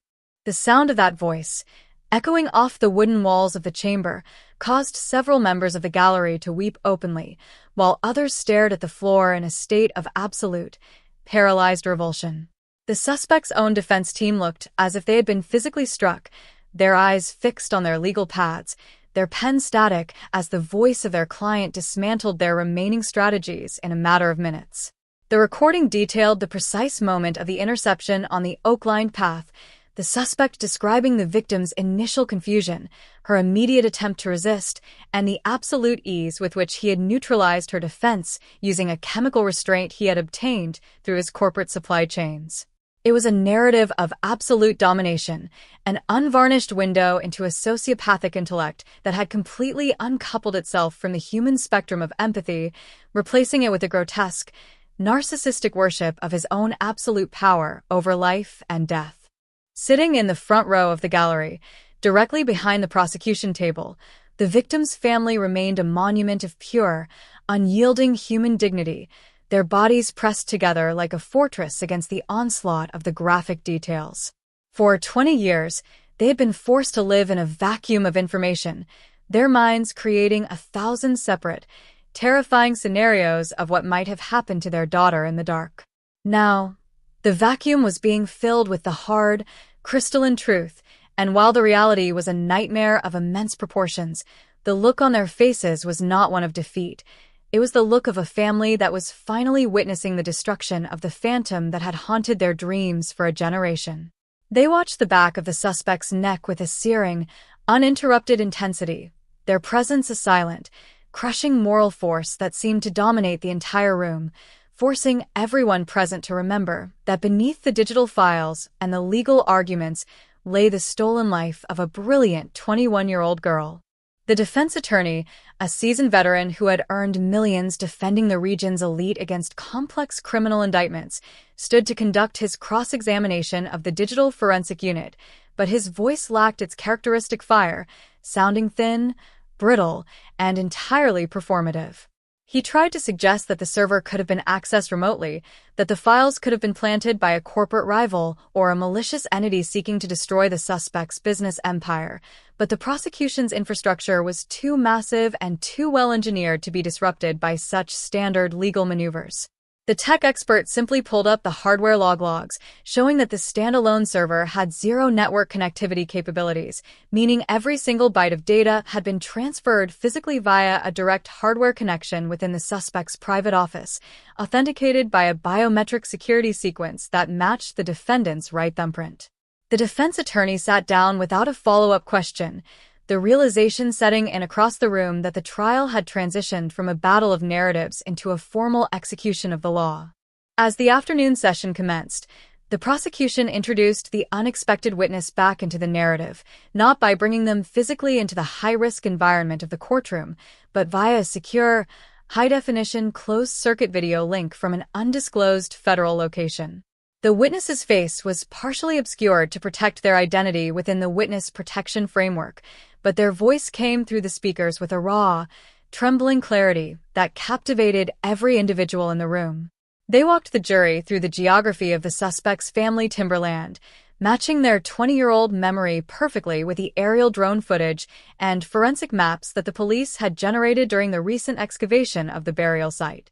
The witness described the exact configuration of the old stone foundation, the specific way the trees bent toward the northern ridge, and the terrifying, metallic sound of the suspect shoveling the wet earth in the beam of the vehicle's high beams while they sat paralyzed by terror in the passenger seat.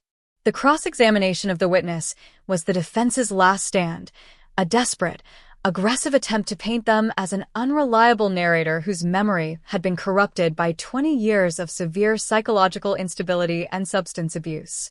The defense attorney leaned heavily into the witness's medical history, reading from old psychiatric logs and treatment records to suggest that the entire story was a product of a fractured mind looking for a scapegoat to explain their own life's difficulties. But the witness did not break. Instead, the pressure seemed to crystallize their focus, their voice dropping an octave as they looked directly into the camera lens and addressed the defense table. "I spent 20 years running from that night," the witness whispered, the sound of their voice silencing the entire room. "I changed my name, I ruined my health, and I destroyed my life because I was terrified of what that man would do to me if I spoke the truth. You can call me crazy, you can call me a liar, but those bones in the dirt don't lie. He did it. He knew exactly what he was doing, and he enjoyed every single second of it." The impact of that statement was immediate and definitive, acting as a terminal blow to the defense's attempt to mitigate the severity of the charges. The jury members were no longer taking notes. They were simply staring at the suspect with an expression of cold, unadulterated condemnation. The judge, an individual whose 30 years on the bench had made him an immovable anchor of legal discipline, denied every subsequent motion for a mistrip or a suspension of the proceedings, keeping the momentum of the trial moving forward like a steamroller. Outside the courthouse walls, the city was caught in a state of suspended animation, with local news channels broadcasting live updates every 15 minutes, turning the lawn of the judicial building into a forest of satellite dishes and microphone stands. The community was no longer arguing about the probabilities of the case. They were preparing themselves for the final, inevitable delivery of a verdict that would formally close the darkest chapter in their modern history. I spent the evening hours walking the perimeter of the university campus, retracing the exact path the victim had taken from the library kiosk to the oak-lined corridor where her life was intercepted. The air was sharp, biting with the scent of an incoming winter frost, and the modern security lamps that now lined the walkway cast a bright, clinical white glare across the pavement, a stark contrast to the dim, flickering amber illumination that had defined the landscape in 2006. I saw groups of students moving between the buildings, their conversations light, their movements free, entirely unburdened by the ancient terror that had dictated the lives of their predecessors 20 years ago. The realization hit me with a profound, quiet weight. This safety, this normalcy, was the true harvest of the investigation. The trial in the courthouse wasn't just about punishing a monster. It was about reclaiming the physical and psychological geography of the town from the shadow of an unresolved horror, restoring the right of the living to exist without fear in the spaces where a tragedy had occurred. The next morning, the courtroom was packed to absolute capacity hours before the judge took the bench, the air inside thick with the collective adrenaline of a population that had arrived to witness the final, definitive stroke of the legal axe. The prosecution delivered its closing arguments not with the theatrical rhetoric of a movie performance, but with the chilling, structural efficiency of an architect delivering the final structural report on a doomed building. The lead prosecutor stood before the jury box, her hands empty, her voice steady, resonant, and entirely unhurried as she summarized the convergence of the digital logs, the audio journals, the witness testimony, and the physical artifacts pulled from the depths of the forest grave. "The defense wants you to believe that this is a case of shadows and coincidences," she stated, her eyes locking with each juror in sequence. "But science does not deal in shadows. The DNA belongs to her. The voice on the recording belongs to him. The secret server belongs to him. For 20 years, this man used his wealth to buy a life of luxury while the victim was left in the cold silence of the woods. The clock has finally run out on his lie. It is time to bring her home, and it is time to put him in the dark where he belongs." The jury deliberation was an absolute formality, a brief, 45-minute window of time that served only as the necessary legal bridge to the final destination of the case. When the buzzer sounded, signaling that a verdict had been reached, a physical shudder ran through the entire gallery, a collective intake of breath that seemed to lower the temperature of the room by 10 degrees. The suspect stood as the jury filed back into the box, his face still maintaining that rigid, aristocratic mask, but for the first time since the breach of his home, a subtle tremor was visible in his right jawline. the first physical indication that the reality of his total downfall was finally penetrating his defensive narcissism. The court clerk took the verdict slip from the foreman's hands, her fingers steady as she began to read the text into the permanent record of the state. The pronunciation of the word guilty on the charge of first-degree murder was not met with cheers or outbursts from the gallery. Instead, it was greeted by a sound that was far more powerful, a deep, collective, and soul-cleansing sob that erupted from the victim's family, a sound that carried the explosive release of 20 years of pent-up agony, broken sleep, and corrosive uncertainty. The suspect did not move, he did not look back, and he did not speak as the judge proceeded immediately to the sentencing phase, bypasses the traditional delays to deliver a blistering, uncompromising condemnation of the defendant's entire existence. "You are a predator who wore the skin of a citizen," the judge stated, his voice ringing through the silent room like a bell of absolute judgment. "You used your status to protect yourself from the consequences of a monstrous act, but you forgot that the truth does not care about your money or your name. I sentence you to life in prison without the slightest possibility of parole. You will die in a cage, anonymous, powerless, and completely forgotten by the world you sought to dominate." As the heavy steel handcuffs clicked around his wrists for the final time, the bailiff stepped in, pulling the suspect toward the secure holding cell door behind the bench. He was no longer the prominent business owner, no longer the philanthropist, and no longer the architect of secrets. He was a convicted murderer, a non-person whose name would eventually be erased from the local landscape, his corporate empire slated for liquidation to pay the massive civil judgments that would follow. The door closed behind him with a dull, heavy thud that signaled the definitive, permanent end of his 60-year run of unearned freedom, a sound that marked the formal closing of the 2006 file and the total, righteous restoration of balance to the soul of the community. The exodus from the courthouse was a slow, dazed, and deeply reflective process, with people stepping out into the blinding winter sunlight like survivors emerging from an underground bunker after a multi-year war.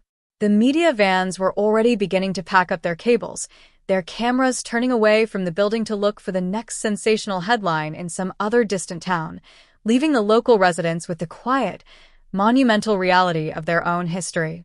The detectives who had inherited the case stood on the steps, their faces lined with an exhaustion that transcended the normal limits of the job, but their eyes were clear, their shoulders square, their duty finally and absolutely discharged. They had entered the darkness, they had fought the phantoms, and they had come out the other side with the truth in their hands, delivering the only ending that the biochemistry student had ever deserved. The 2006 case is finally history, its documents tucked away in the deep archives of the judicial system, its status marked with the permanent ink of a resolved conviction, but the lessons of the tragedy remain embedded in the very bedrock of the county's identity. The town has learned that the ultimate danger does not always wear the face of a stranger in the dark. It can wear the smile of our primary benefactor, hiding behind the very structures we build to protect ourselves. But they have also learned that justice is not an abstract concept that fades with the passage of time. It is a relentless, patient hunter that will wait 40 years, 50 years, or a lifetime to collect its debt, driven forward by the unyielding persistence of those who refuse to let a name be forgotten in the dark.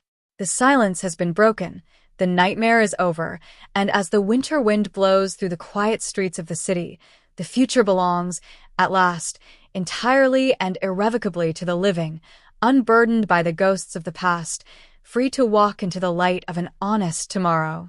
The transition from the grand, shattering climax of the verdict into the cold, technical reality of its forensic aftermath was not a sudden break, but a deep, structural shift in the very atmosphere of the state precinct.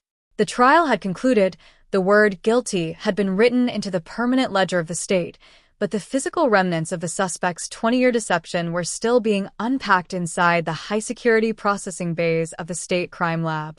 This was the silent, gritty reality that the public never saw on the television news updates, the methodical, exhausting cataloging of thousands of items that had been extracted from the suburban mansion's secret standalone server, and the deep recesses of the family's Timberland plot.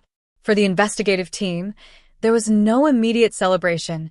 No triumphant return to normal routines. There was only the heavy, continuous burden of ensuring that every single thread of this massive, historical case was tied down with absolute legal finality. The file folders on the primary desk were thick, their corners frayed by 20 years of continuous handling, but they were now being stamped with a bold, red, and entirely permanent marker. Resolved. Inside the forensic facility, the digital recovery unit continued to pull data from the standalone server rack, uncovering a terrifyingly vast archive of surveillance files that extended far beyond the specific tracking of the biochemistry student in 2006. The analysts sat under the steady hum of industrial air filtration systems, their eyes fixed on high-resolution monitors as they watched the true scope of a predator's life work reveal itself frame by frame, document by document. They discovered that the suspect had systematically utilized his logistics company's fleet management software to create private, encrypted overlays that tracked the movements of dozens of young women across 3 different university campuses over a span of 15 years. It was a digital map of absolute stalking, a cold, calculated operation where transit times, class schedules, and local weather patterns were cross-referenced to find the exact moments of maximum vulnerability. The realization that the 2006 case was not an isolated anomaly, but the horrific apex of a highly organized, long-term campaign of targeted surveillance sent an immediate shudder through the entire department, forcing investigators to look at their own open files with a sudden, urgent sense of dread. The tracking data pulled from the server showed that the suspect possessed an almost supernatural level of patience, sometimes monitoring a specific individual for 6 to 8 months without ever making an overt move, simply cataloging her habits, her social circles, and her preferred routes home in the dark. He had weaponized the very concept of routine, turning the predictable nature of a student's academic life into the primary vulnerability he could exploit. The digital specialists mapped these historical tracking coordinates against old missing person reports from surrounding counties, their faces turning increasingly pale as the geographical pings began to align with several unresolved disappearances from the late 90s and early 2000s. The 2006 cold case had been the key that unlocked the vault, but the vault itself was revealing a landscape of hidden trauma that threatened to overwhelm the local justice system, transforming a singular victory into the opening chapter of a much larger, multi-jurisdictional investigation into a lifetime of calculated violence.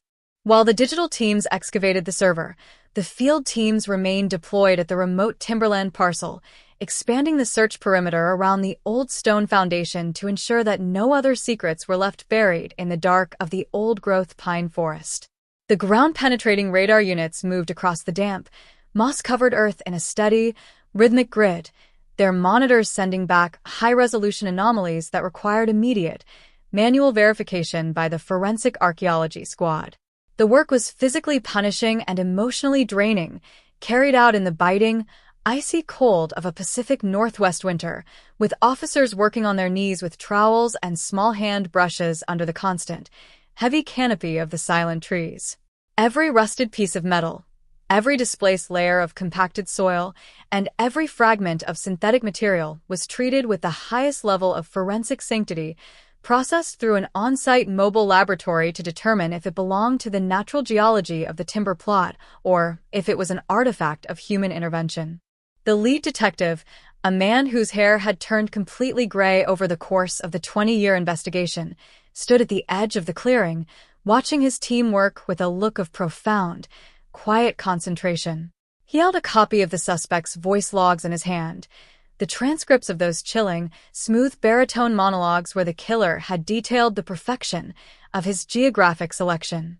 The suspect had chosen this specific parcel of land not just for its isolation, but because the unique chemical composition of the pine needle topsoil and the high water table accelerated the decomposition of organic material while preserving synthetic fibers, a detail that demonstrated an advanced, terrifying knowledge of forensic science. He had built his dumping ground with the same analytical care that he used to construct his distribution warehouses, treating the destruction of human life as a logistical challenge to be optimized and insulated from the observation of the law. The transcripts revealed that the suspect would regularly drive past the entrance of the Timber Road on his way to corporate meetings in the state capital, pulling his luxury vehicle over onto the shoulder for a few brief minutes, just to look out at the tree line, savoring the knowledge of what lay hidden beneath the moss while the rest of the world looked at him as a pillar of regional industry. This level of unblinking, sustained narcissism was something that left even the most experienced behavioral psychologists in the department in a state of clinical shock. He didn't avoid the sight of his crime. He integrated it into his routine, using the proximity to his victim as a source of private psychological power that fueled his public arrogance for 2 decades. The detective closed the binder, the sound of the paper snapping shut echoing through the quiet forest like a gunshot, a silent vow forming in his chest that no matter how many years it took, every single secret held by this dirt would be dragged into the light of day. Back in the city, the social and economic fallout from the businessman's conviction was systematically dismantling the architecture of the local establishment, tearing through the community with the destructive force of a controlled demolition.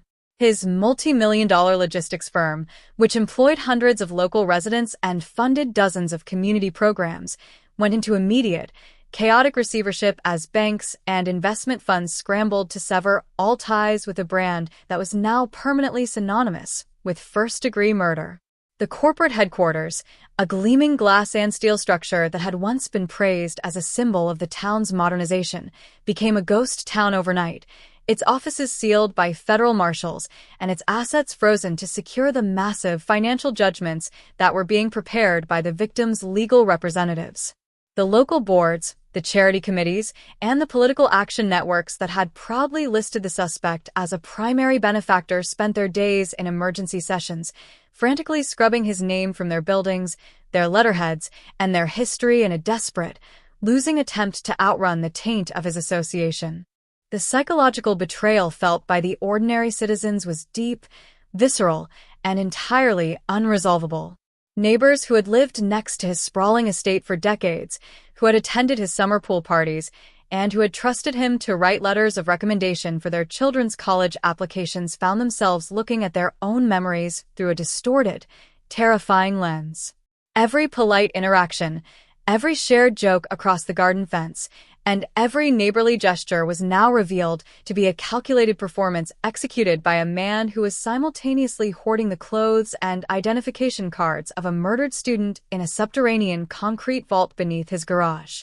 The realization that their safety had been a total illusion, that the ultimate predator had been protected not by the shadows of an alleyway, but by the very wealth and respectability they admired, fundamentally altered the social contract of the suburb, replacing the easy, trusting confidence of the community with a sharp, permanent skepticism that would dictate their lives for a generation. The unexpected witness, whose sudden breakthrough statement had broken the 20-year deadlock, remained under 48-hour protective custody at a secure, undisclosed military installation, their transition into the Federal Witness Protection Program being managed with absolute tactical secrecy.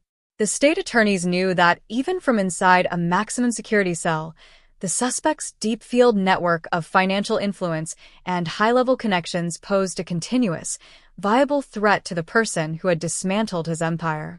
The witness's formal deposition, a massive 500-page document that detailed every interaction, every threat, and every financial transaction forced upon them by the suspect since 2006, was locked inside a dual-key safe at the state capitol, serving as the legal bedrock for the upcoming civil trials and the potential secondary indictments that were being prepared by surrounding counties. To read that document was to understand the true, terrifying velocity of the suspect's power, how a 19-year-old passenger had been systematically tracked, isolated, and psychologically broken until their entire existence became a hollow shell dedicated to maintaining the silence of a killer. The forensic laboratory finished its final, definitive report on the skeletal remains of the biochemistry student late on a Tuesday evening, the documentation matching the precise parameters required to formally close the medical examiner's file. The analysis confirmed that the perimodem trauma to the hyoid bone and the specific fractures along the upper vertebrae were entirely consistent with a high-intensity manual restraint, completely obliterating the defense's initial, desperate suggestions that the victim might have succumbed to an accidental fall or an exposure event in the storm. The watch that had been recovered from the mud, its silver casing pitted by 20 years of soil acidity, its hands rusted into an immovable position at exactly 10:42 p.m., was delivered to the primary investigator in a small, sealed plastic evidence box. It was the physical manifestation of the exact moment a life had been intercepted, a terrifyingly precise timestamp that aligned perfectly with the pings from the suspect's corporate vehicle logs and the unexpected witness's timeline of the drive into the forest. The primary investigator sat at his desk, staring at the small, frozen hands of the watch through the clear plastic, the silence of the empty precinct wrapping around him as the true weight of the conclusion finally settled into his bones. For 20 years, his entire career had been defined by the absence of this girl, his whiteboard covered in names, dates, and question marks that refused to connect into a coherent picture. Now, the board was clean, the questions were replaced by solid, undeniable facts, and the man responsible was sitting in an orange jumpsuit inside a concrete cell, waiting for the transport bus that would take him to the maximum security penitentiary where he would spend the rest of his natural life. There was no joy in the victory, no sense of professional elation. There was only a deep, heavy, and exhausting sense of relief that a long-delayed debt to the truth had finally been paid in full, and that a stolen name had been rightfully restored to its family. The formal release of the victim's remains to her parents took place the following morning at a small, private garage behind the medical examiner's office, away from the lingering glare of the media cameras that still monitored the front entrance of the building. The parents, now elderly individuals whose faces carried the deep, indelible map of 20 years of unceasing grief, stood together as the plain oak casket was loaded into the back of a waiting hearse. They did not speak to the reporters who attempted to breach the perimeter. They simply held onto each other's hands with a strength that defied their physical frailty, their eyes fixed on the wooden box that contained the definitive answer to the question that had consumed half of their adult lives. They were finally leaving the courthouse, finally leaving the precinct, and finally leaving the purgatory of the unknown, taking their daughter back to the quiet family plot in the countryside where she should have been laid to rest 2 decades ago. As the hearse pulled out of the courtyard, its tires crunching softly against the gravel, the primary investigator stood on the steps, raising a single hand in a silent, respectful salute to the family he had served for 20 years. He watched the vehicle disappear into the heavy morning fog that routinely rolled off the river, knowing that while the legal file was closed, the psychological impact of the 1986 disappearance would remain a permanent feature of the town's identity for as long as the old oak trees stood along the campus path. The mystery had been solved, the mechanics of the crime had been laid bare with surgical precision, and the monster had been stripped of his power, but the cost of that truth was a scar that would never fully heal, a cold, hard reminder of how easily the darkness can thrive in the middle of our most respected spaces if we choose to look away from the warning signs. The long, dark night that began in the rain of 2006 had finally met its definitive, permanent dawn, leaving behind a community that was undeniably altered, more cautious, and significantly more aware of the true nature of the world around them. The standalone server was cataloged, the timberland clearing was restored to the quiet custody of the state park system, and the documents were moved to the dead archives building on the edge of the city, their pages destined to gather dust alongside 1,000 other resolved tragedies. But the story itself was now a part of the regional bedrock, a narrative passed down from generation to generation not as a legend of dread, but as a monument to the absolute, unyielding power of human persistence over the cowardice of a lie. The silence had been broken, the secrets had been exhumed, and as the winter sun finally broke through the gray clouds to illuminate the empty streets of the town, the future belonged, at last, entirely and irrevocably to the living, free to move forward into the light of an honest tomorrow, unburdened by the phantoms of the past. The true velocity of the investigation's expansion became fully apparent during the 5th phase of the forensic recovery operation, a period that the local media quickly labeled the subterranean inquest. Now that the suspect had been formally processed and stripped of his immediate legal defenses by the overwhelming weight of the initial DNA match, the state's technical divisions were no longer moving with the caution of a team investigating a singular, isolated disappearance. They had transitioned into a full-scale forensic excavation of the suspect's entire physical and financial history, a process that required the deployment of industrial cutting equipment, deep field ground radar, and structured data mining algorithms inside the corporate headquarters of his defunct logistics firm. The primary objective was no longer just the consolidation of the 2006 case file. It was the total mapping of a multi-decade operational infrastructure that had allowed a highly functional predator to systematically exploit the regional transport networks for his own dark gratification. The focus of the field teams had narrowed significantly onto the concrete-reinforced vault discovered beneath the floorboards of the detached garden cottage on the suspect's estate. Forensic engineers, utilizing high-resolution ultrasonic imaging, discovered that the subterranean space was far more complex than a standard residential safe or an improvised root cellar. The structure had been engineered with an independent, commercial-grade climate control unit, a multi-layer waterproofing membrane, and a secondary electrical circuit that bypassed the home's primary breaker box, a design that ensured the contents would remain perfectly insulated from the elements even in the event of a catastrophic long-term power failure.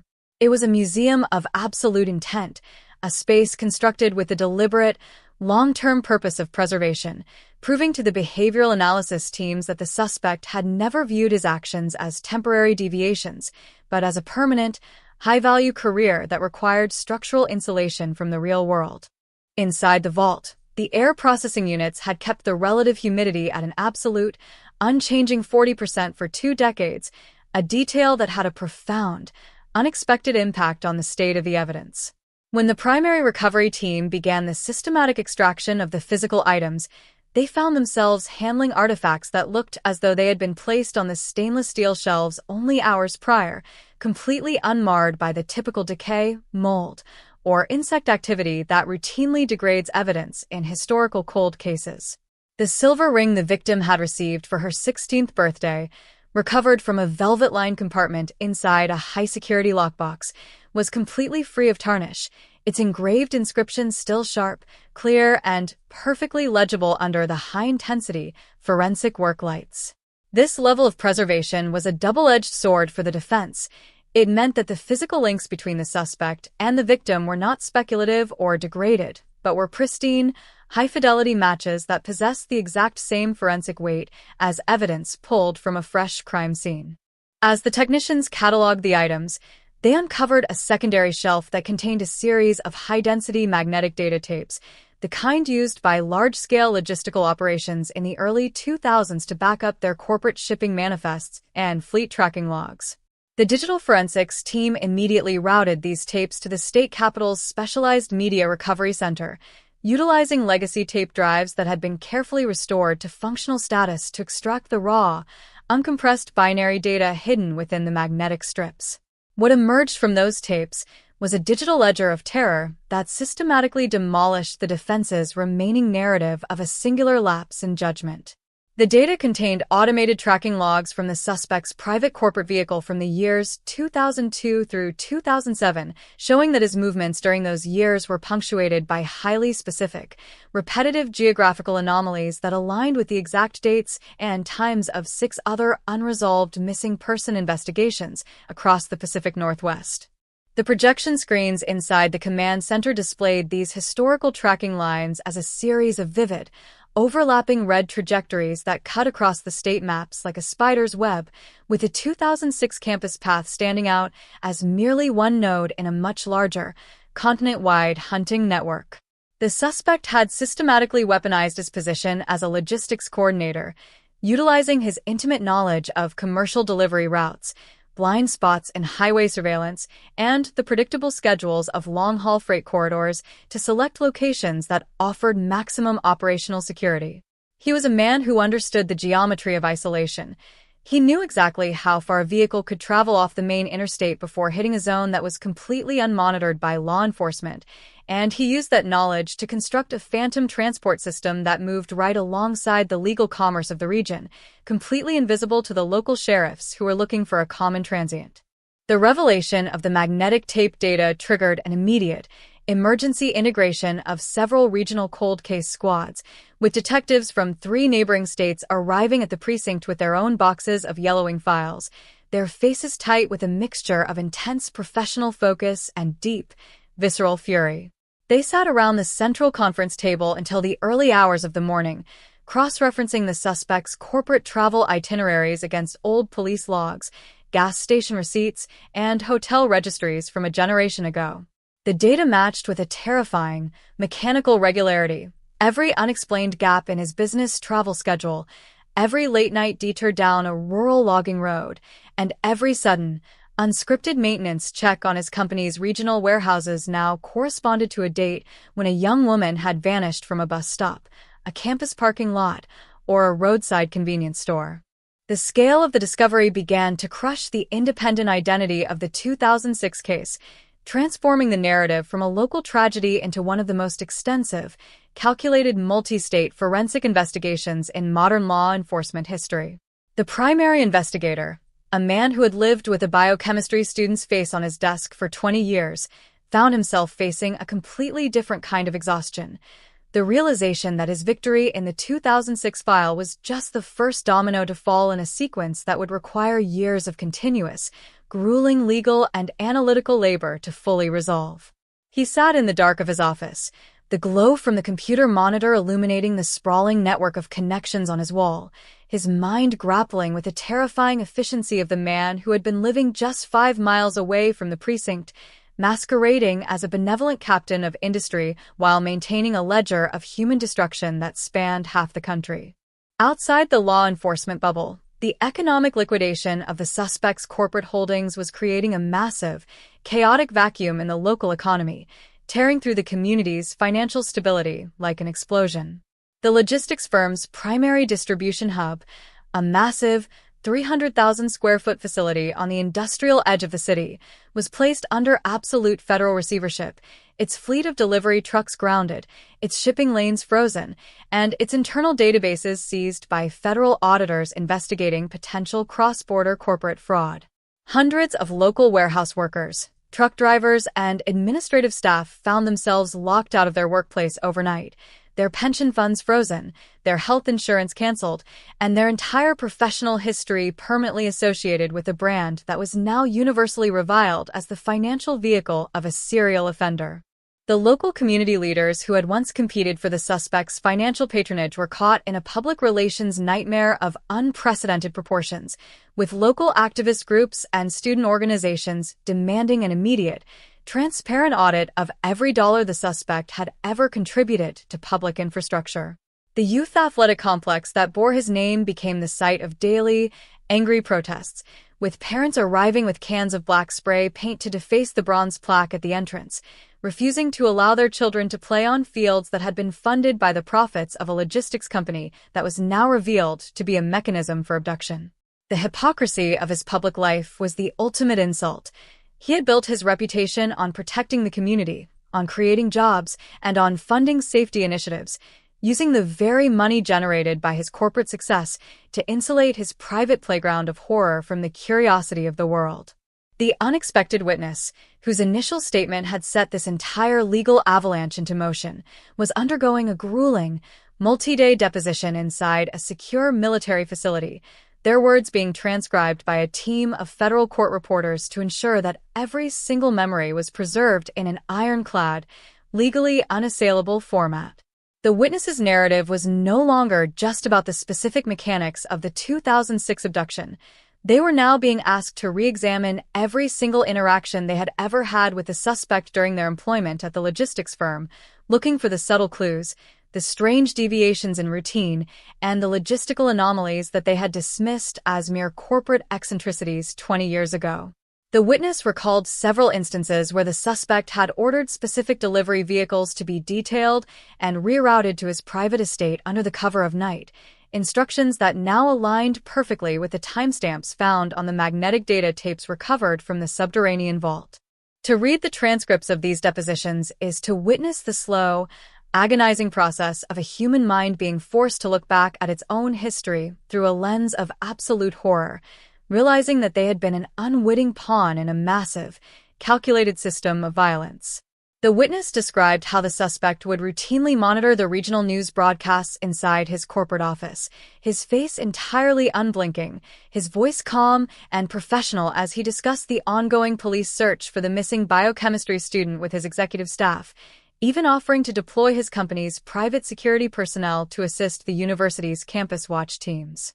This level of psychological manipulation was so total that it had completely paralyzed the witness's ability to act, creating a sense of absolute futility that had kept them silent for 20 years, trapped in a cage of fear constructed by a man who seemed to control every facet of the world they lived in. Back at the primary recovery site in the Timberland parcel, the archaeology teams made a secondary discovery late on a Friday afternoon that fundamentally altered the legal strategy of the prosecution team. While clearing a dense section of wild blackberry brambles approximately 50 yards north of the old stone foundation, the ground-penetrating radar recorded a highly localized, high-density metallic anomaly buried 3 feet beneath the roots of an ancient cedar tree. When the excavation team carefully removed the soil, they uncovered a rusted, industrial-grade steel lockbox that had been sealed with a commercial silicone adhesive to prevent water penetration. Inside that box lay a collection of identity cards, driver's licenses, and personal keychains belonging to 4 separate women who had vanished from neighboring states between the years 2003 and 2005, a discovery that provided the definitive, physical confirmation of the multi-state hunting network that had been mapped out on the command center's digital screens. The discovery of the secondary lockbox was the final blow to any hope the defense team had of constructing a manageable narrative for the upcoming trial. There was no longer any possibility of arguing that the 2006 case was an isolated, uncharacteristic incident. The steel box was a physical monument to a sustained, multi-year career of targeted predation. The items were transported to the state crime lab under an armed escort, their serial numbers, photographs, and biological profiles matched against the national database of unresolved missing persons within hours of their recovery. The families of those 4 women, scattered across 3 different states, received the phone calls they had been dreading and praying for nearly a generation, their private nightmares finally intersecting with the absolute, unyielding reality of the forensic data pulled from the Oregon soil. The legal machinery of the state was now moving with a velocity that could not be slowed by standard defense motions, with the Attorney General taking personal command of the prosecution team to ensure that the multiple indictments were coordinated with absolute precision. They decided to proceed with the 2006 biochemistry student's case as the primary trial vehicle, using the pristine evidence from the vault and the unassailable witness statement to secure an immediate, permanent life sentence, while simultaneously preparing the secondary indictments for the other victims to ensure that the suspect would face a continuous, inescapable wall of justice for the rest of his natural life. The suspect sat in his maximum security isolation cell, entirely cut off from his financial accounts, his legal team reduced to a public defender specialized in capital cases after his corporate assets were permanently frozen under state racketeering laws. The final report from the computer forensics unit on the standalone server rack was delivered to the primary investigator on the eve of the formal indictment hearings, the text filling 3 massive binders that sat on his desk like a physical manifestation of the truth. The analysis proved that the suspect had actively monitored the police department's internal radio frequencies during the initial 48 hours of the 2006 investigation, using a high-end scanning array hidden inside his garden cottage to track the movements of the search teams and adjust his own camouflage accordingly. He had been 1 step ahead of the law, not because of luck, but because he had actively intelligence mapped the precinct's operations, exploiting the limitations of their analog communication systems to ensure that his dumping ground remained entirely outside their geographic focus. The primary investigator stood by the window of the empty precinct, watching the first snow of the season begin to fall across the city streets, blanketing the cars, the buildings, and the sidewalks in a quiet, clinical white layer that seemed to mirror the finality of the forensic evidence on his desk.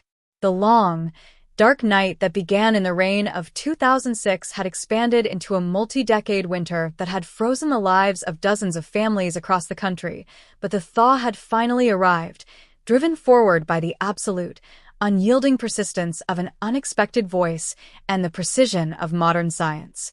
The files were ready, The evidence was ironclad, and the monster was finally locked in the dark where he belonged, his secrets exhumed, his power broken, and his name permanently written into the history of the state as a symbol of total, unmitigated defeat. The mystery was over. The questions had been answered with the cold, hard, and undeniable facts of the excavation, and the town was finally, truly free to look toward the horizon without the fear of what lay hidden beneath their boots. The story of the 1986 disappearance was no longer a cold case. It was a resolved, historical reality that had been brought to its rightful conclusion in the blinding light of the law, leaving behind a legacy of survival, of determination, and of the absolute power of the truth over the cowardice of a life built on a lie. The long wait was finished, the files were sealed, and as the lights of the city flickered on in the quiet dusk, the future belonged, at last, entirely and irrevocably to the living, unburdened by the phantoms of the past, free to walk forward into the light of a new, honest tomorrow. The sixth phase of this historical excavation marked the definitive transition from active field recovery to the high-stakes, subterranean arena of financial and administrative warfare. Now that the secondary lockbox had physically anchored the suspect to multiple unresolved disappearances across 3 state lines, the investigation shifted its primary weight from the mud of the Timberland plot into the clinical, fluorescent-lit offices of the state's Financial Crimes Division and the Federal Asset Forfeiture Unit. Investigators realized that to completely dismantle the suspect's 40-year empire of silence, they had to understand exactly how his corporate infrastructure had been used to fund, insulate, and conceal his predatory career. The logistics firm, once viewed as a shining example of regional economic success, was now treated by federal prosecutors as a massive, multi-layered criminal enterprise, a corporate shield specifically engineered to facilitate the untraceable movement of a predator across the geography of the Pacific Northwest. Forensic accountants, working in absolute secrecy inside a secured room at the state capitol, began the systematic dissection of 40 years of corporate tax records, shipping manifests, and private bank accounts associated with the suspect's shell corporations. They sat beneath the constant hum of high-velocity servers, their eyes tracking the movement of millions of dollars across international borders, looking for the subtle, anomalous financial pings that occurred during the specific weeks when a young woman had vanished from a campus or a transport corridor. What they uncovered was a masterclass in structural corruption.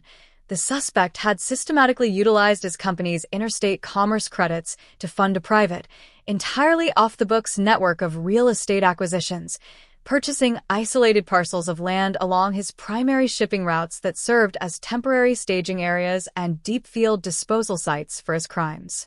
The financial lines on the projection screens displayed a terrifyingly calculated pattern of corporate asset diversion, showing that every single major advancement in his predatory career had been preceded by a specific, structured expansion of his logistics firm's real estate portfolio. He hadn't just used his wealth to buy silence after the fact. He had actively used his corporate infrastructure to pre-engineer his immunity, integrating his hunting grounds directly into the tax-sheltered assets of his commercial enterprise. The realization that hundreds of local investors, community leaders, and ordinary citizens had unwittingly contributed to the funding of this infrastructure sent a wave of profound, nauseating shock through the local economic sector, forcing municipal boards to immediately initiate emergency liquidation protocols to prevent the total collapse of the town's credit rating. The documentation revealed that the suspect possessed an advanced, highly sophisticated understanding of maritime and interstate transport loopholes, utilizing specialized bills of lading to move equipment and materials across state lines without ever triggering the standard reporting requirements of the Department of Transportation. He had built a private, ghost network that existed entirely within the blind spots of the regional regulatory agencies, using his flawless corporate compliance record as an unassailable shield against the curiosity of state troopers and way station inspectors. He knew exactly which shipping lanes were unmonitored during the late-night hours, which rural routes offered the maximum isolation from cellular tracking, and how to use corporate fuel cards to obscure his physical location during the critical 48 hours following an abduction. The primary investigator, a man whose entire professional identity had been forged in the furnace of the 2006 campus path, stood at the central conference table of the Financial Crimes Division, his fingers tracing the complex corporate trees that linked the suspect's main logistics hub to a dozen separate holding companies in offshore jurisdictions. He held a copy of the suspect's corporate itineraries from the mid-2000s, a series of leather-bound appointment books that had been seized during the initial tactical breach of the master mansion. When these itineraries were overlaid with the newly recovered financial data, the correlation was absolute. Every corporate retreat, every private property inspection, and every regional supply audit noted in his calendar corresponded precisely to a date when a family had been plunged into the living hell of an unresolved missing person investigation. To read the financial line items was to witness the clinical commodification of absolute horror, with the suspect listing the expenses associated with his deep field maintenance operations under standard corporate categories like structural upkeep, site clearance, and security refinement. He had treated the preservation of his hidden vault and the insulation of his burial sites with the exact same administrative precision that he used to manage his commercial distribution hubs, writing off the costs of concrete reinforcement and high-end air filtration systems as routine business deductions on his annual state tax returns. The detective dropped the folder onto the desk, the sound of the heavy paper echoing through the silent room like a terminal blow, the realization setting in that the suspect had essentially forced the state itself to subsidize the infrastructure of his depravity through decades of masterful tax fraud. While the financial teams excavated the corporate ledgers, the digital forensics unit achieved a monumental breakthrough inside the standalone server rack's deepest, multi-layered encryption sectors. Using advanced, high-velocity decryption algorithms that had been specifically updated to bypass the suspect's proprietary security sequences, the technical analysts successfully reconstructed a massive, deleted database labeled Project Sentinel. This archive did not contain standard business data or simple digital surveillance files. It was an extensive, cross-indexed repository of police scanner logs, internal law enforcement memos, and public relations strategies that the suspect had compiled over a span of 25 years. It was proof of active counterintelligence, a systematic, long-term operation to monitor, predict, and manipulate the very agencies that were tasked with hunting him down. The reconstructed database showed that the suspect had utilized a sophisticated network of high-frequency listening arrays hidden within the attic space of his detached garden cottage, allowing him to capture and record the analog radio traffic of 5 separate county sheriff departments during the critical phases of his active crimes. He hadn't just been lucky. He had been operating with a superior level of situational awareness, tracking the movements of the police search teams in real time, listening to the dispatchers coordinate the deployment of K-9 units, and adjusting his own movements to ensure that his transport vehicles never intersected with the path of the investigators. He had turned the regional law enforcement network into a predictable, manageable variable that he could systematically outmaneuver using their own communication protocols against them.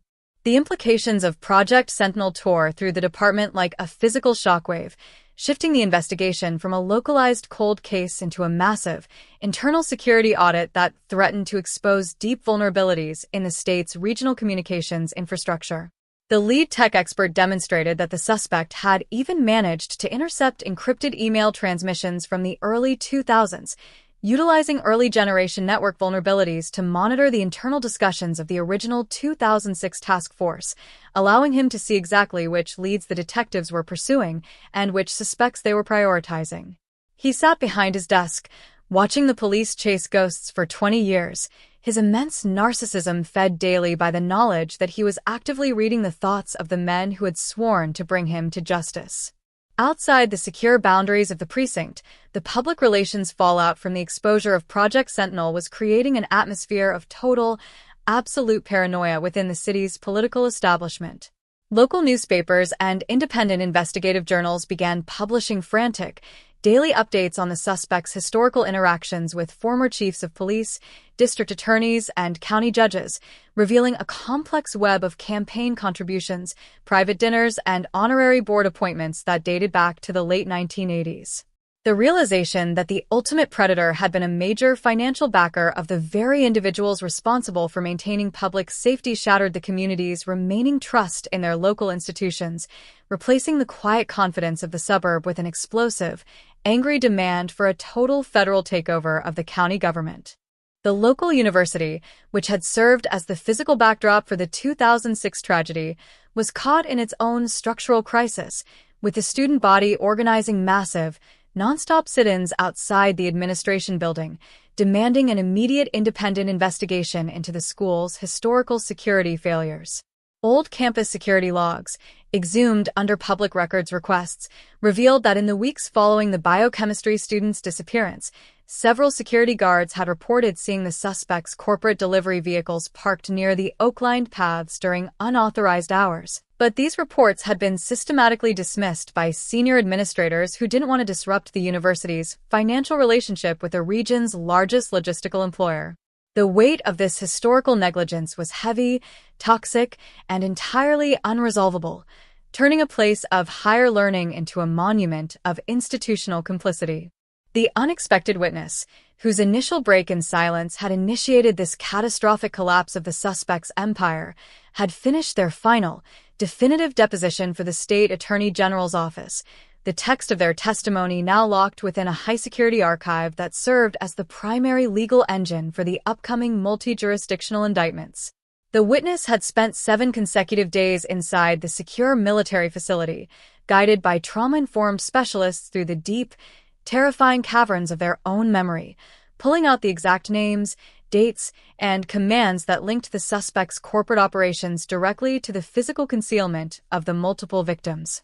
They recounted how the suspect would routinely use his corporate authority to order the immediate destruction of digital vehicle logs from specific weekends, forcing the witness to manually purge the server backups while he stood behind their chair, his hand resting lightly on the back of their neck in a silent, continuous demonstration of absolute mortal dominance.